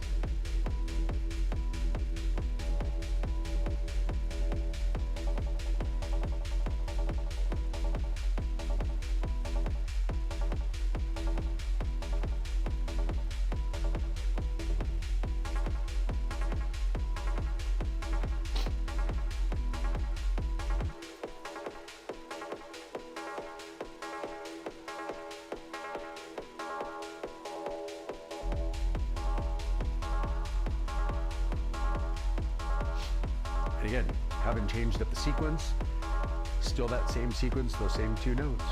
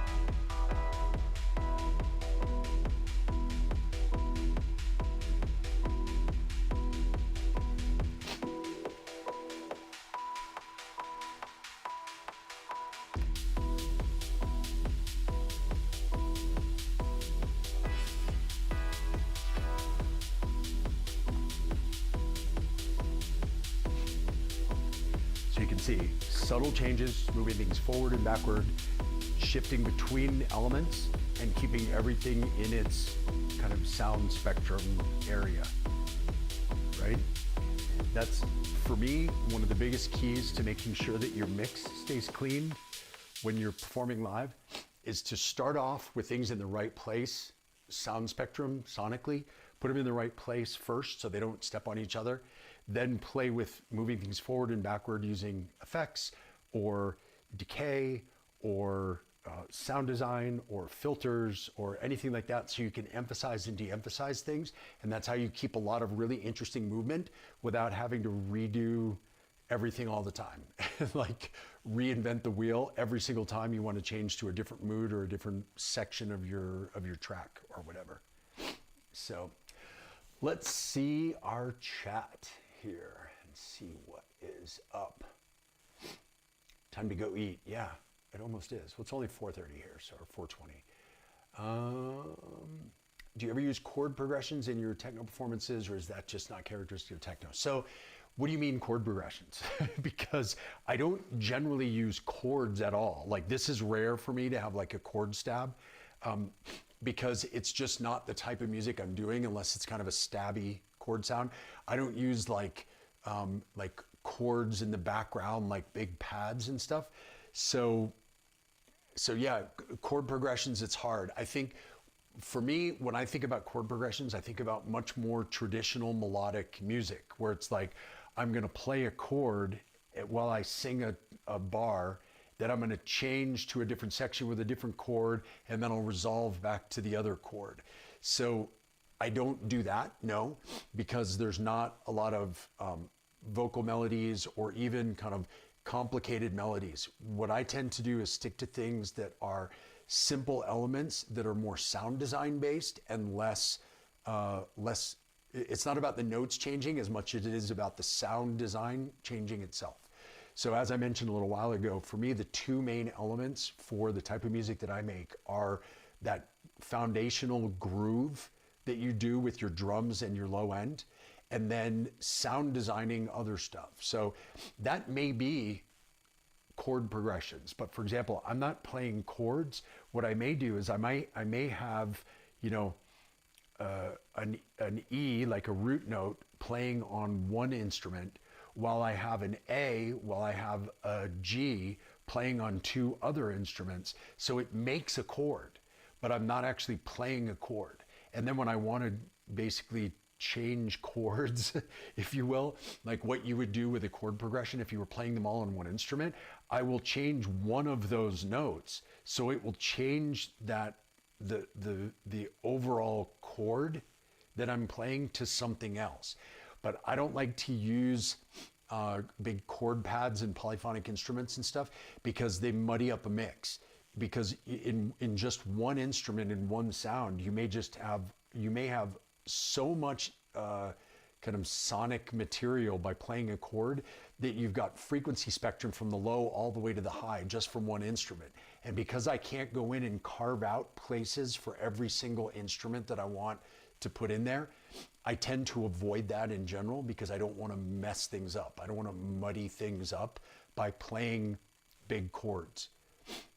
But that's, for me, that's the type of music that I make. And, you know, this stuff is much more based on smaller individual elements and creating a broader key or chord or melody or melodic structure from a bunch of small elements rather than one chord that I then change to another chord. It's just not the type of music that I make. But let's see. Techno is out. Okay, whatever that means. AI may put CDJ DJs off work, but not this kind of live performance. I totally agree. Eric has passion and the flow of creating doing this. I do. I do similar for myself at home, and I like practicing an instrument. Yeah, I agree with you. I think that with AI coming into music right now, the music production, writing songs to release, whether it's on Bandcamp or Spotify or whatever, is just going to lose value because it's something that can be replicated by computers, by AI. The act of making music will never lose value. If you love the process of making music, no AI will ever take that away from you, right? You can always enjoy the process. It's like if you have a self-driving car, but you enjoy driving, a classic car with a stick shift, with whatever, awesome. No one will ever take away the pleasure of doing the thing. The end result, getting from A to B, can be done by the self-driving vehicle or the AI generated music. If the end result is the point, AI will be able to do the end result. If the point is the process of writing music, producing music, performing it live, AI will not be able to take that away from you. If that's the pleasure you get from music, is the art of making it and the act of making it, then AI will never take that away. Now, the value, the whether it's monetary value or fame and fortune value of producing music will decline over time as that can be replicated or even done in a lot of cases better by software. What won't be able to be replicated is what I'm doing right here. Like the entertainment value of seeing a person make music live that they're writing in the moment is a way of sharing the process of making music. And if you love the process of making music, that becomes a really fun, cool, artistic thing. And it doesn't have to be techno on a modular synthesizer. It could be playing a guitar and singing a song. That will have intrinsically more value as the end result product song written by someone that could be written by AI loses value. I think over time, people are going to want more and more to see humans expressing art. It's kind of like, I don't know if you've ever seen the people who paint live and they do like live improvised painting.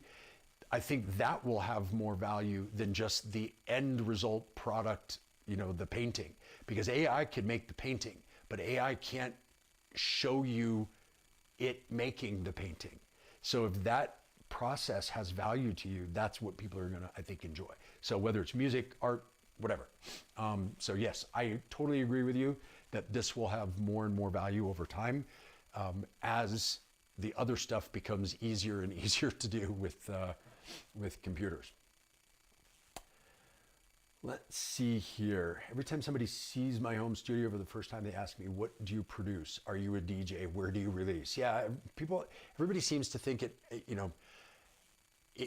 I think it's a cultural problem that I blame on us here in the United States, because I think it started here and we've kind of infected the world with this idea that everything, in order to have value, it has to be monetized. Right?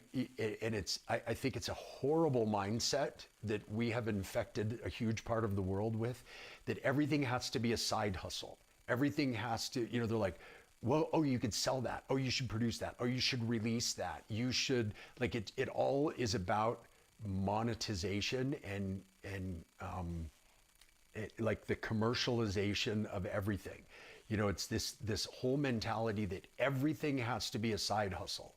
Like, oh, you make really cool drawings. Do you sell them? Where do you sell them? How much do you make from them? Like that for me blows my mind, because for me, the value is in the experience of doing the thing and sharing that experience with other people for them to enjoy seeing you do the thing. It's not about an end result product that you can sell for $1. Like that whole mentality like drives me up a wall. But whatever, I blame us for it, so I can't be too preachy about it, because I think it came from the US. People with guitars or pianos never get asked, how many songs did you release? Yeah, that's true. It's funny, like for so many people that have a guitar at their house, it's not ever to play in a band, to play a show, to release a track, to write a song. It's because every once in a while, they just enjoy picking up the guitar and plunking along.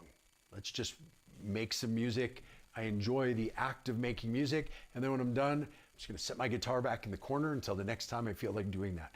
And that has become such a thing because guitars have been around for so long. But I think when people see this, they think like, oh, it has to be for something else. It's like, no, I'm a guitar player and I have way more fun doing this. I have way more fun sitting down, improvising, getting lost, doing my thing here. And it doesn't have to be a big, huge setup in a studio. Like one of my favorite devices that's come out in the last little bit is this, is the Ableton Move. I think this thing is so cool because I can just pop in headphones and I can sit there on my couch or in bed and I can write music and play music, and it's expressive and I can do stuff with it like what I would do with this.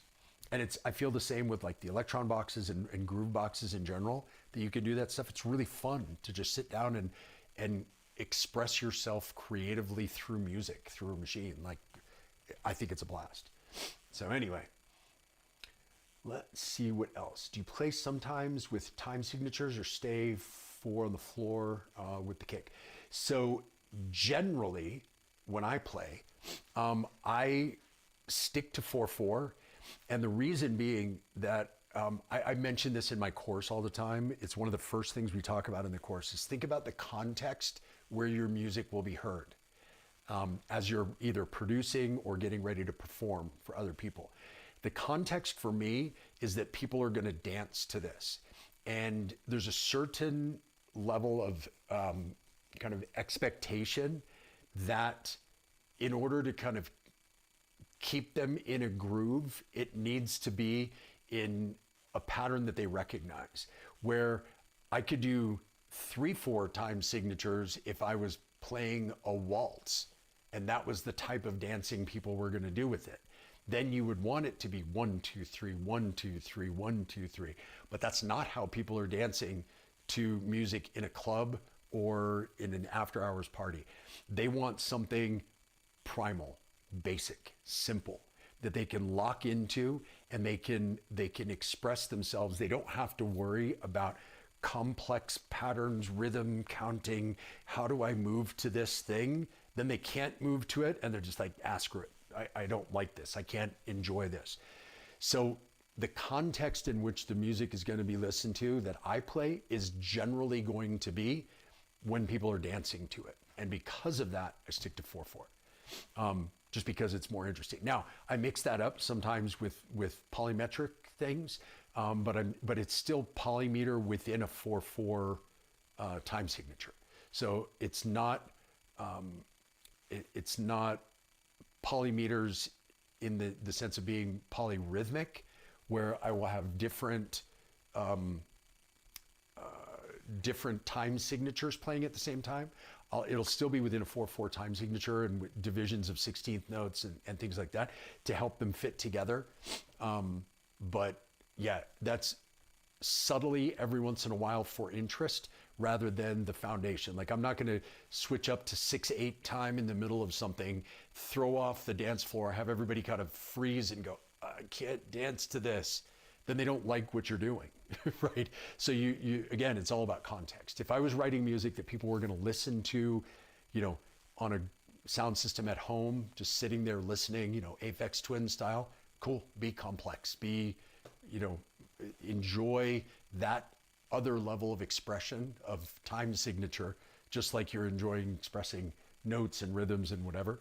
But for me, this is going to be danced to generally, so I like to stick to 4/4. Okay, what else? How do you manage your gear when traveling for performances? What do you typically pack in your cabin baggage, and what goes in your check baggage? Simple answer, nothing goes in my check baggage. I pack everything in my my carry-on luggage. As I was showing before, this folds, so it becomes a pretty handy little package. Here, I'll grab my my rolling carry-on here. So this bag, which is like a standard size rolling carry-on, you won't be able to see this, I don't think, but this fits into that. So then that becomes my modular case, it goes into the rolling carry-on, and then I have a backpack, which I can show you as well. Since we're here, why not? I have this backpack, which is my favorite travel backpack. This has thousands, hundreds of thousands of miles on it. So that goes, so the electron boxes go inside that, and the modular goes inside the rolling carry-on.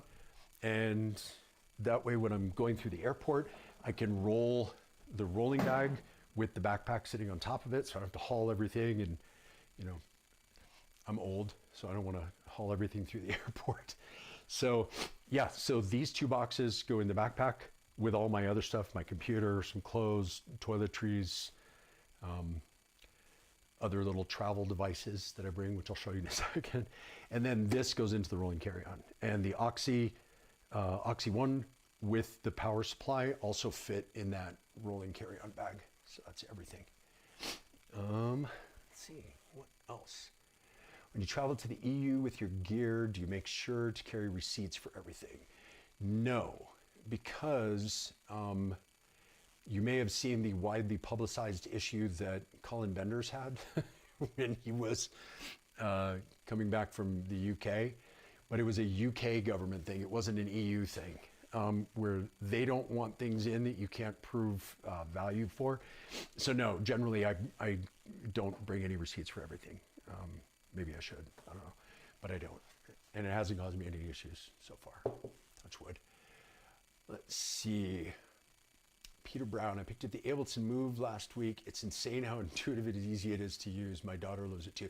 Yeah, it's funny. I had somebody ask me not too long ago what piece of gear they should get for their child.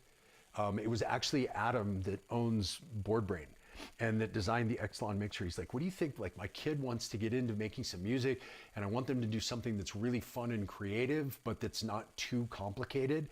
And I suggest the Ableton Move for him too. It's kind of like, for me, it's the next level of a Novation circuit. So it's kind of super simple, easy interface, does the basics, but the Ableton Move, it sounds amazing. And if you do want to take it to the next level and actually blow things up into a full track, you just open up the thing that you made in Ableton, and it's already all there and everything that you did. So it's pretty cool. I really love it. And for the price, I think it's pretty awesome. Let's see. How do you feel about the quadranted swarm? I'm about to switch to a bigger case, and I'm considering the DFAM, Labyrinth, or Swarm. Comparison between them. Yes, I can compare between them. DFAM is more of a percussion instrument, where the Swarm is more of a tonal instrument. They both have really similar sequencers. They kind of tune the same way. I think the knobs are even the exact same knobs on them. So you don't really tune them to a key. You're just kind of tuning them by ear, which I think is really fun. on the DFAM, that has a little bit less impact. It's a little less hard to dial in because you're doing percussive sounds, so the tone doesn't really matter as much. This, it can matter a bit more. Because this is tonal, it has two different filters, and I love the interplay between those filters and being able to make weird tonal sounds and have them being like kind of pseudo melodic, I think is great. And so I love the Swarm for that. I didn't really need the drum and percussion element because I have that with other modules and with the Electron gear and being able to sequence from the Oxy. The Labyrinth is also a tonal device, much more like the quadranted Swarm. And what's cool about the Labyrinth is it has two sequencers that you can set to different note lengths, different pattern lengths, and have them kind of interplay with each other. Now, I can replicate that with anything here with the Oxy. I can send two different sequencers to the same voice, or two different sequencers to the same track on the diatone, and then I can set them at different lengths and I can have them interplay. So I wouldn't put the Labyrinth in here because I can already do that with something else. And I wouldn't put the DFAM in here because I can already do that with something else. But it kind of depends on your setup. You know, if you have something that has multiple sequencers, you probably wouldn't need the Labyrinth. That's really what it's good for. And if you already have drum and percussion, you may not need the DFAM. If you've already got enough melodic voices, you may not need the quadranted Swarm. So that each one of them has kind of their own little sandbox that they play in. So I would say figure out what's going to be the most functional for your setup, what you're missing. I always think that way with gear anyway. If I'm going to get something, I'm like, what purpose does this serve? What is it doing in my setup that nothing else is doing in my setup? So yeah, I would say look at it like that before you decide to get one or the other. You know, they're totally different to each other, but looking for something unique and quick for playing live. Yeah, they all have their own kind of unique thing. But yeah, thanks for showing me everything. Really appreciate it. No problem. Anytime. That's why I do these things, because I enjoy sharing so other people don't have to struggle through things I struggled through. Let's see. I find Dirty Wave M8 to be the best music device I ever had. Yeah, you know, I have to say that the trackers in general and the Dirty Wave M8 I found that people either really connect with that workflow or really don't connect with that workflow. You know, I've had conversations with EasyBot about this a lot because he is a Dirty Wave M8 fanatic. Like, he loves it. And I actually sold my M8 because it was super frustrating for me and I never really gelled with it, because the way I like to make music is I like to improvise freely in a really easy kind of knob per function, hands-on way. And so devices like the Electron boxes or modular synthesizers or things like that are really intuitive for me. They really lend themselves to my style of making music. The M8 for me was too granular. It was too like, I'm going to change step 17 of pattern 3 of track this by this many numbers. Then I'm going to change step 19 of track 21 of whatever. And it was super like micromanagey. So for me, as a songwriting tool, if you're going to write something that you will then either play as a pre-written piece or, you know, release as a track or whatever, that works for that, for me. But so do the Electron boxes, because like the parameter locking in the Electron boxes are the equivalent of the tracker workflow of being able to do individual things by step. But what the M8 lacked for me is the ability to improvise. So you can set it up so that you have options that you can modify, but you can't really do those things immediately on the fly with it. And that's why I didn't gel with it. Now, for people that want to go in and they want to make sure that every single detail is controllable and configurable and everything. It's a crazy powerful device for that, if that's your workflow. It is just not my workflow. My workflow is jam. So everything that you heard me do in this live stream, every single thing that you heard me do today was completely improvised. Like I don't have any songs prepared. If you look like in the Oxy, there's a pattern mode, and I actually I don't know why I even have this. I don't have any patterns saved. I don't have any songs produced, created in here. So like if you look at this is my pattern mode. See, it's empty. So I don't have any pattern saved. If you go into my D-tone and you go into if you go into the pattern mode, is that it? How do I get there?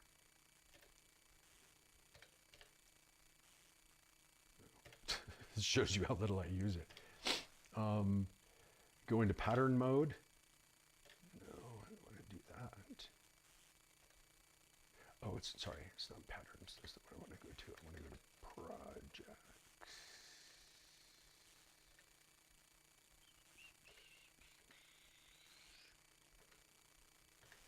Anyway, you see how little I use this.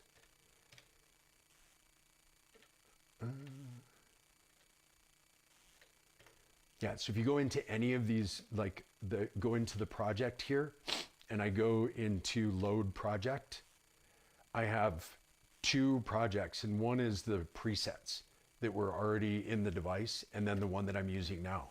So, and I've had this device for months now. So I don't save any projects, I don't save any patterns, I don't save any of that stuff, not even kits. I prefer to kind of set things up, morph and modify and change. And usually when I'm done with a session like this, I'll just hit save, and I'll save it however it is, like that. And that becomes my starting point the next time I play. And then I'll morph and modulate and change and fix and replace and change, swap out sounds and make this something else. And then I'll just save over the top of it, because I don't like to keep things and go back to them. I like to have things be kind of constantly evolving and constantly moving forward. So that's how I do with all my devices. And that's one of the things I love about modular, is that I can't save like presets and patterns and things like that in here. So I don't. And so because of that, I just kind of go, and the next time I play, I'm playing with whatever was there left over from the last time. So yeah, let's see. How do you communicate with the mixing guy at the venue about your setup? So generally, the only chance I get to communicate with the mixing guy is during sound check. And so what I'll do, because I have a lot of control over my gear, I have a lot of control over what comes out. So I'll generally, when I go to a sound check, the very first thing I do is I generally ask the sound guy what kind of a signal he wants. Because some mixing boards and some systems work better with a really hot signal, and some work better with a much lower signal, and then they gain them up where they are. So I always ask him, like, what do you prefer? Do you want a really hot signal from me, or do you want something that's kind of, that has a lot of dynamic range and it's kind of more in the mids, and then you can really boost it up at the end?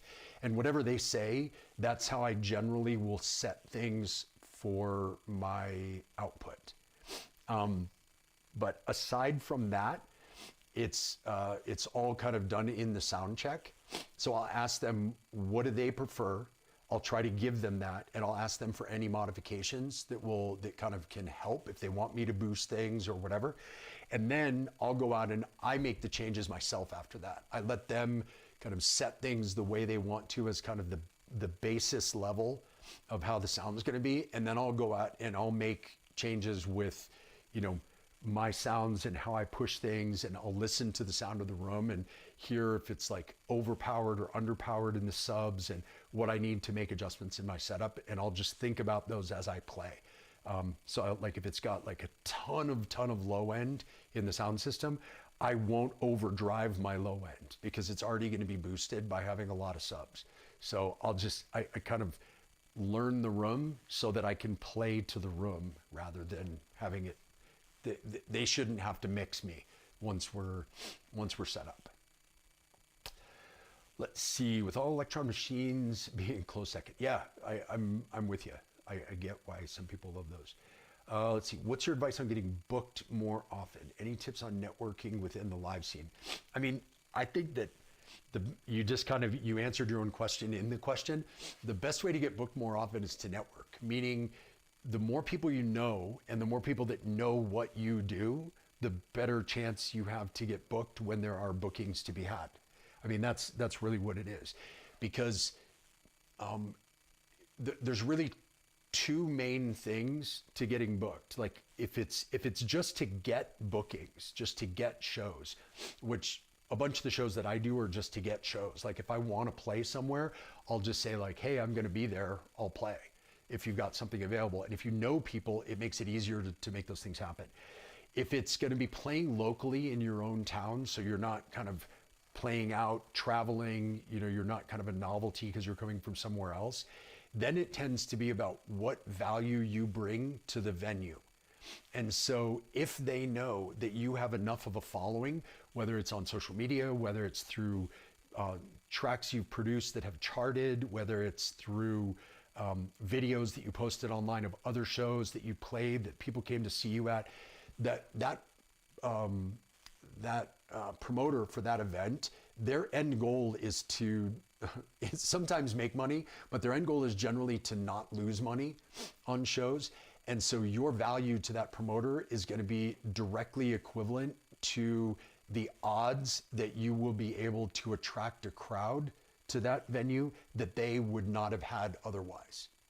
And so if you can demonstrate that you bring something to the table, like for me, it helps that I have a YouTube channel with a whole bunch of subscribers, because that means that there's a better than average chance that in whatever town I play, there's going to be a few people that have seen my channel, or if they're curious about who I am, they can go on there and see some of my live sets or events or whatever. And so that will interest them enough to go. If they don't know me from anybody, it doesn't matter how good I am. It doesn't matter anything, because they haven't given me the chance to hear me yet. And they likely won't. They likely won't show up to a show unless they've seen or heard of me somewhere, whether that's on social media, whether it's on YouTube, whether they came to a show, whether they went to an event that I was giving a talk at about how to do this, whether they took my course, whatever. So the networking is really the most important. The sad truth, and this is something that I talk about a lot in my course actually, but the sad truth is that your skill level and your ability to play really good music almost doesn't matter. It matters so little that I think that people focus too much on thinking that, oh, well, I'm really good at this, so people are just going to want to book me. And the reality is there are people that are 100 times better than me at this who will never get a gig in their life, because nobody knows how good they are, because they don't have any kind of network, because there's nowhere anyone can see them, any of that stuff. So it's kind of assumed that you will be able to deliver when you play the gig. So your ability is just assumed. That isn't going to get you anywhere, because there's 100 other people that have that same ability or more, and they will never get booked either. The reality is there has to be a value proposition for the promoter or the club or the venue or whatever. There has to be something that they say, okay, if I book you, then I will have a higher likelihood of breaking even or making a little money on this show, because you being here will attract a certain number of people who are willing to pay to come to that event that wouldn't normally come if it was somebody else. That's the other value proposition, is that if they just have kind of a built-in crowd that always shows up, then you don't really bring anything, because those people are showing up anyway. You're going to make them have a great time, and then they're going to show up again next week. But they would show up again next week if it was some random DJ who did a good job as well. So you have to be able to demonstrate some sort of value that you bring, and the best way to do that is to network and give people an opportunity to see you. and see what you do.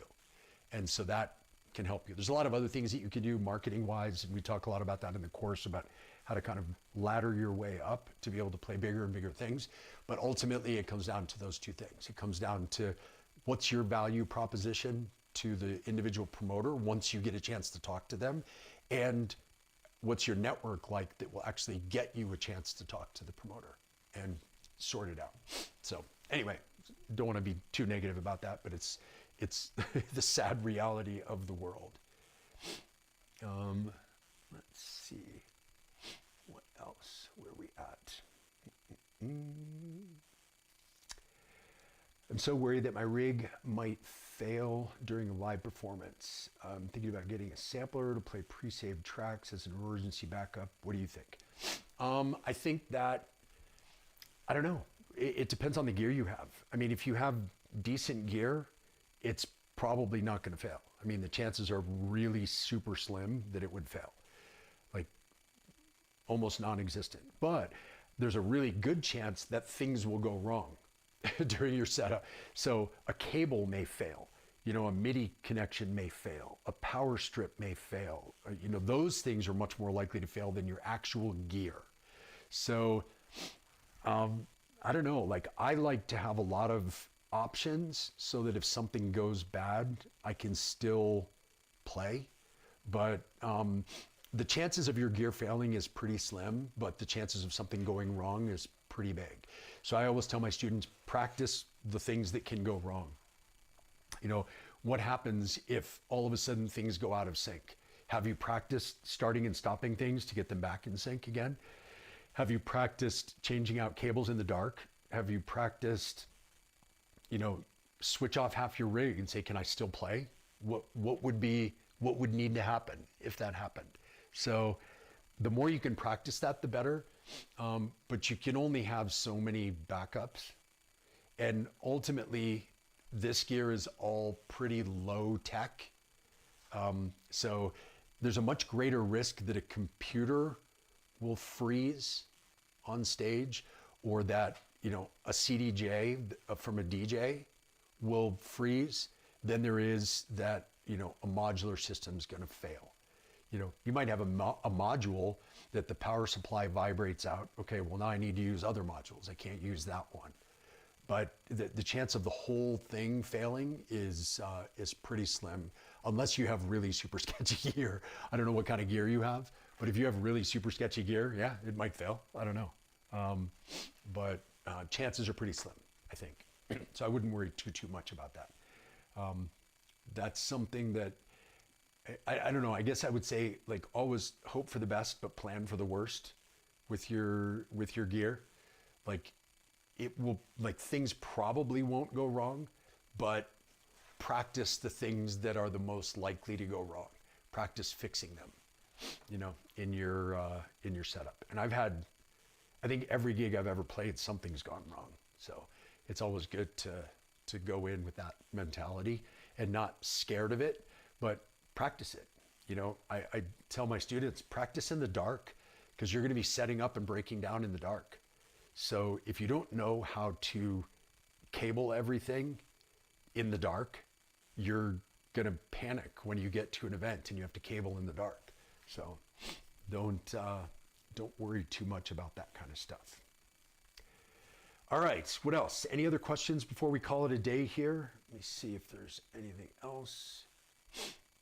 Let me know. Still quite a few of you in here, so I'm happy to answer any more questions you guys have. Anything about the rigs, the travel, the live setup here, about my courses, please sign up for the courses. It's kind of how I'm able to keep doing this stuff. So there's a 50% off special running right now. Today's the last day of it. So if you've ever thought about taking one of the courses, you can sign up for the March or April cohorts at the 50% off discount if you sign up today.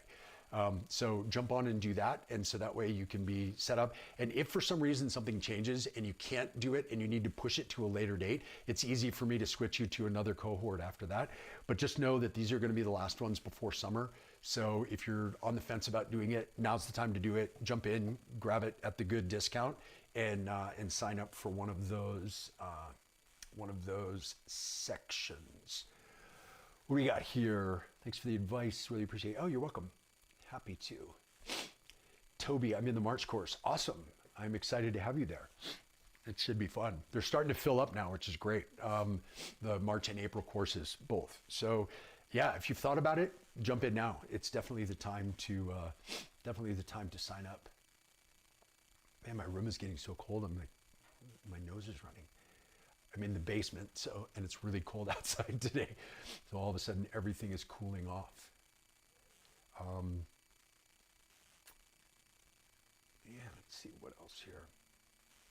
Yeah, well, let me know if you've got other questions, especially about the course. I'm happy to answer any questions about how it works and how the classes work and the videos and all that kind of stuff.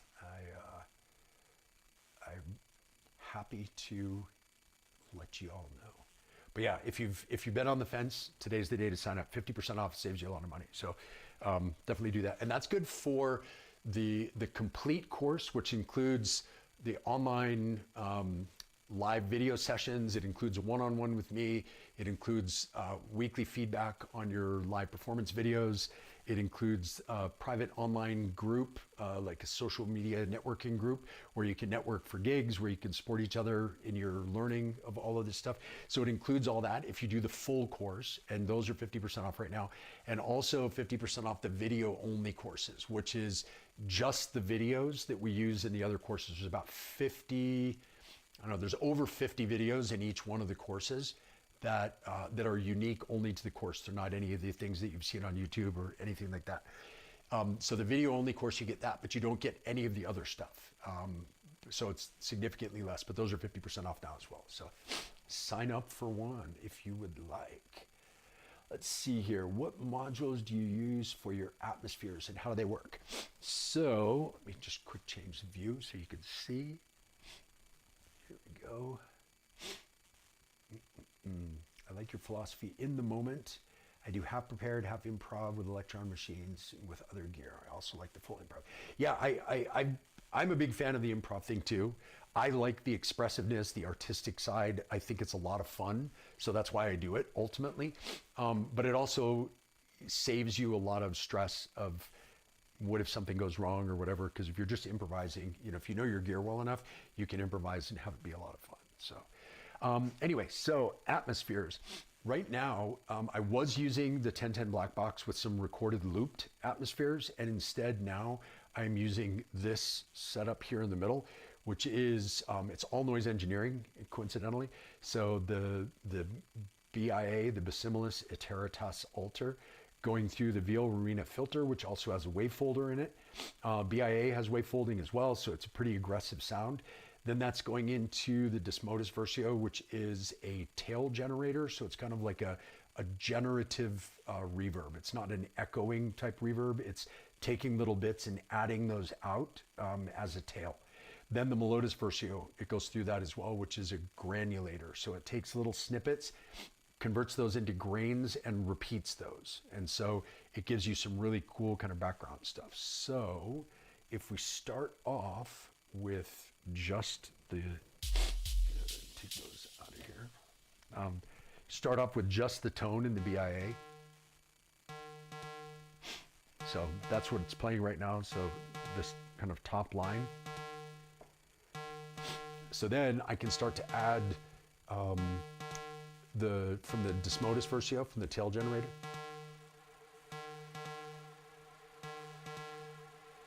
And if I go completely fully wet on this, it takes out the original tone.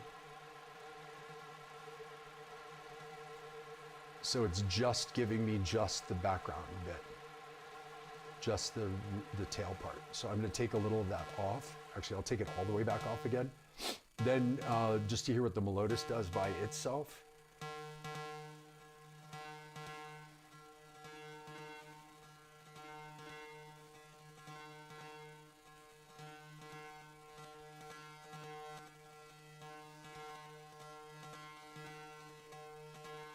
So here it's not quite the same type of reverb. It's taking little grains and it's making them repeat.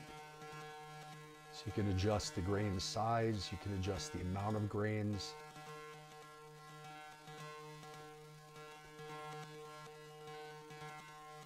You can change the direction of the grains.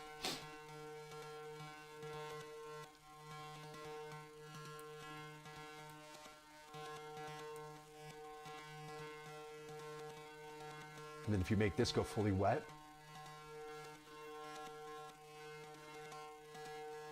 you see how it's just kind of taking that repetition. So where it gets really interesting is when you feed into one and then into the other.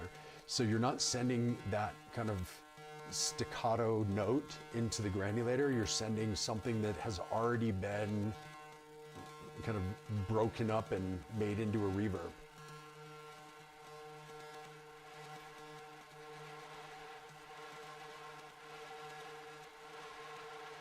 So that's one into the other.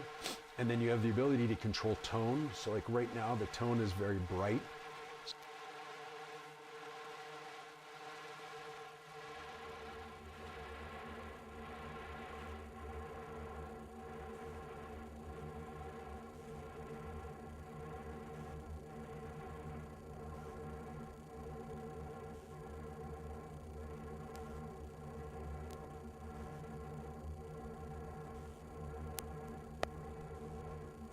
All right, sorry, my transmitter for my mic ran out of battery, so I just had to plug it in.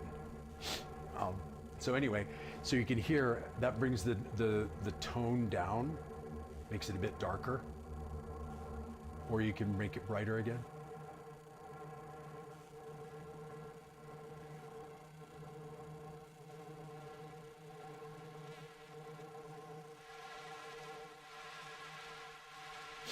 So I use that to create the background atmospheres, and I can adjust the tone because of how those things get dialed in.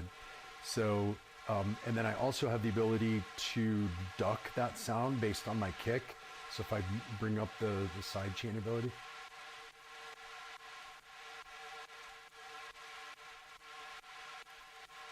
So then if I was to add in my kick,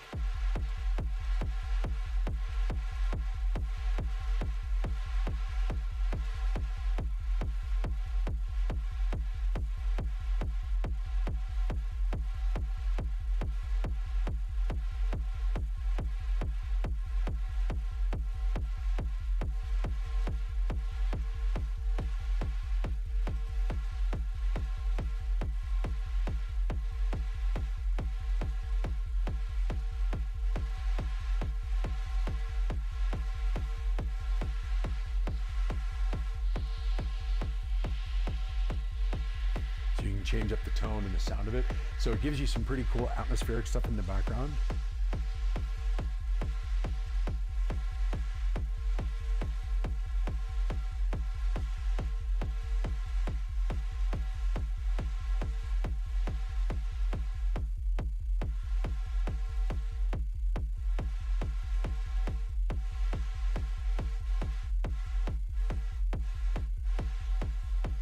So you can adjust a whole bunch of the tone and texture of those things, which makes it a lot more fun.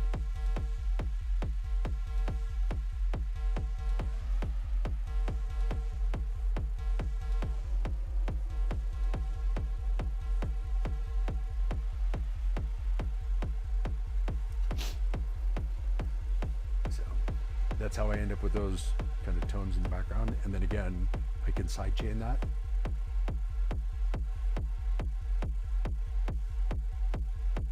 So that way I get that same kind of pump that you would get from a traditional sidechain, right? But it ends up, sounding more atmospheric in the background, and it keeps it from getting in the way and cluttering up the mix. So that gives you freedom to have.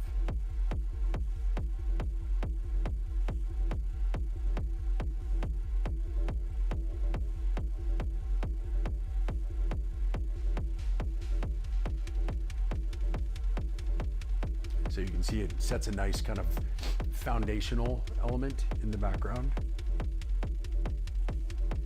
even if you don't use the sidechain. And you can hear that's with the tone kind of brighter, but if you bring the tone down,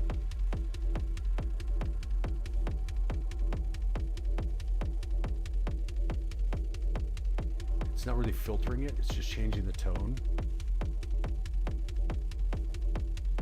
So you still have the same amount of character. You haven't really filtered things out. You've just moved the tone down.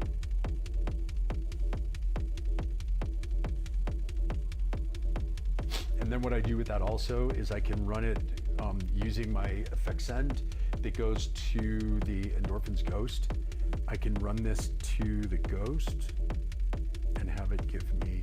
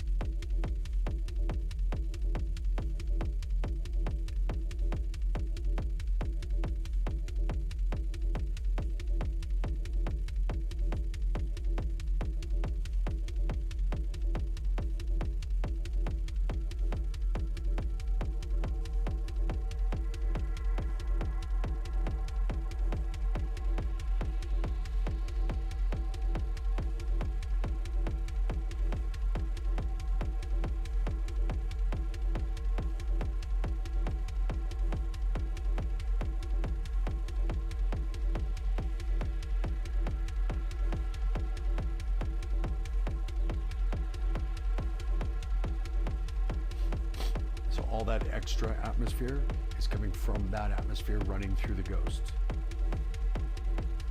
If I brighten it up, you can hear it even better.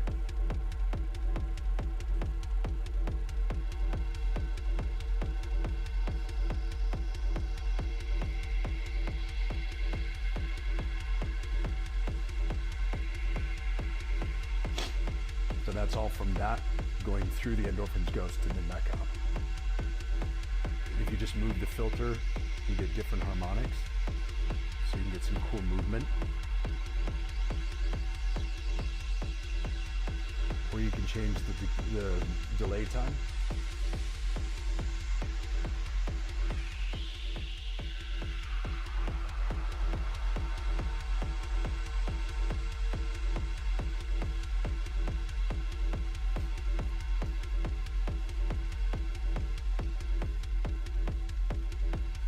So here's what it would sound like without any of that.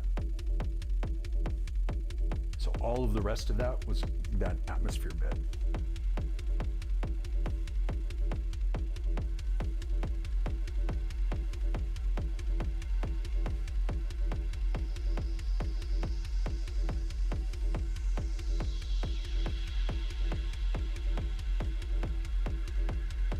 Depending on how you work together with the send amount and the filter, it gives you, you can kind of shape the different amounts of the sound.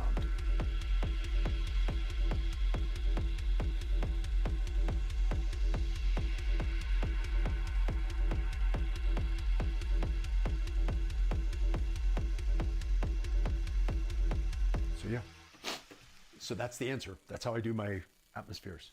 I hope that helped. Let's see here. Looks like that's it. You guys have any more questions, comments, questions about the course, about the rig, the setup, travel, any of it? Anything else? Can you clock sync the EO-Wave quadranted swarm LFO with the RKO6? Yeah, you should be able to. I have it clock synced right now from the pans.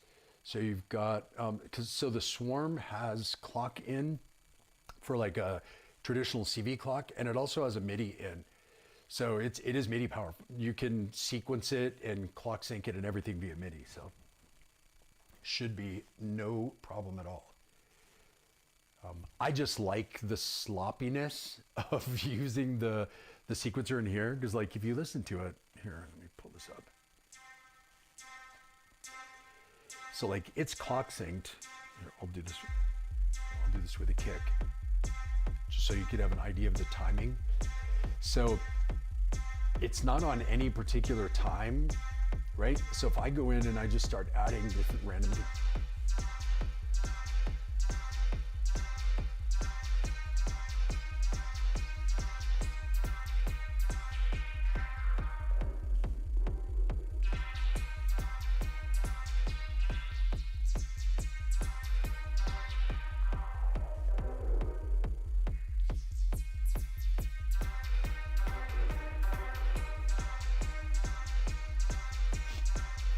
because it's not in key, because it's not tuned, and you just kind of dial these knobs where you want, you can just randomly go change them around.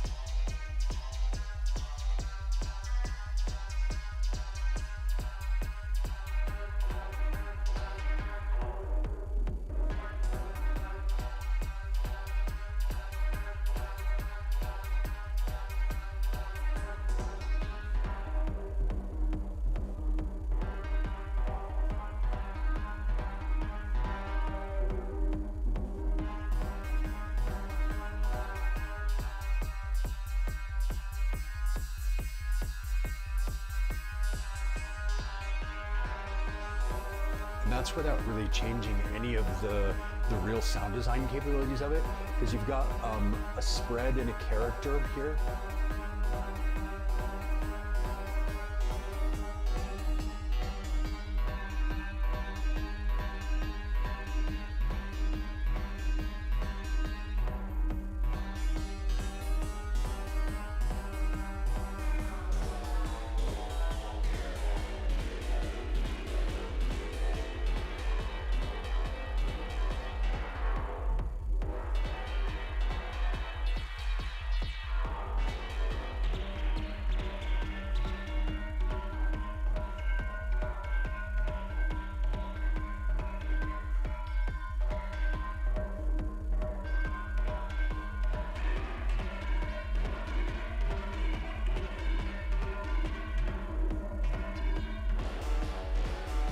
So you can come up with weird random sounds like this, and then you can change up your melody.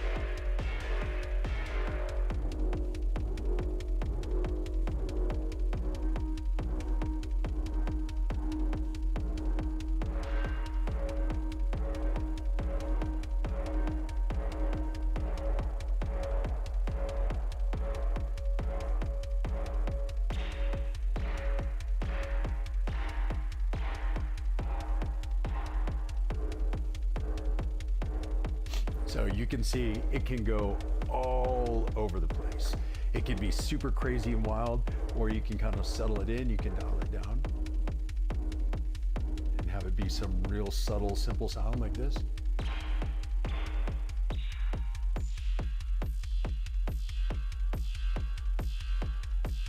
So kind of like I said before, the key thing for me with choosing modules that go in this case is they have to have a lot of diversity of sound so that I can do all kinds of creative stuff with them whenever I get an idea.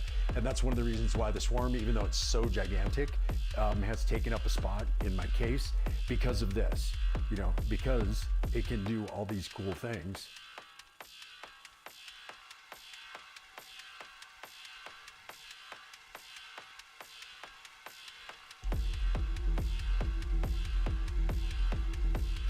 And another thing that I love about it, that's why I wanted to bring these other sounds in, is I love how it cuts through. It's kind of like a 303 in that, it doesn't sound like a 303, but it's like it in that it's such a grimy sound that has so many harmonics that it always cuts through, no matter where you put it in your mix, right?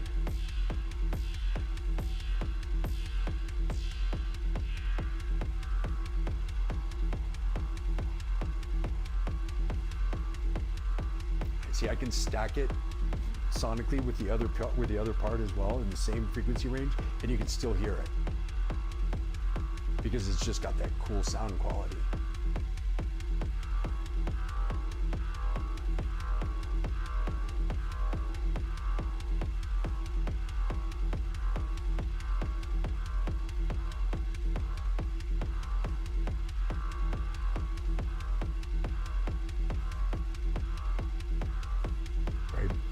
So it's pretty cool that way, that it kind of fits in, can do whatever you want. So that's why I love this form. But anyway, let's see what else we have here. Thank you for explaining everything. You're super welcome. No problem.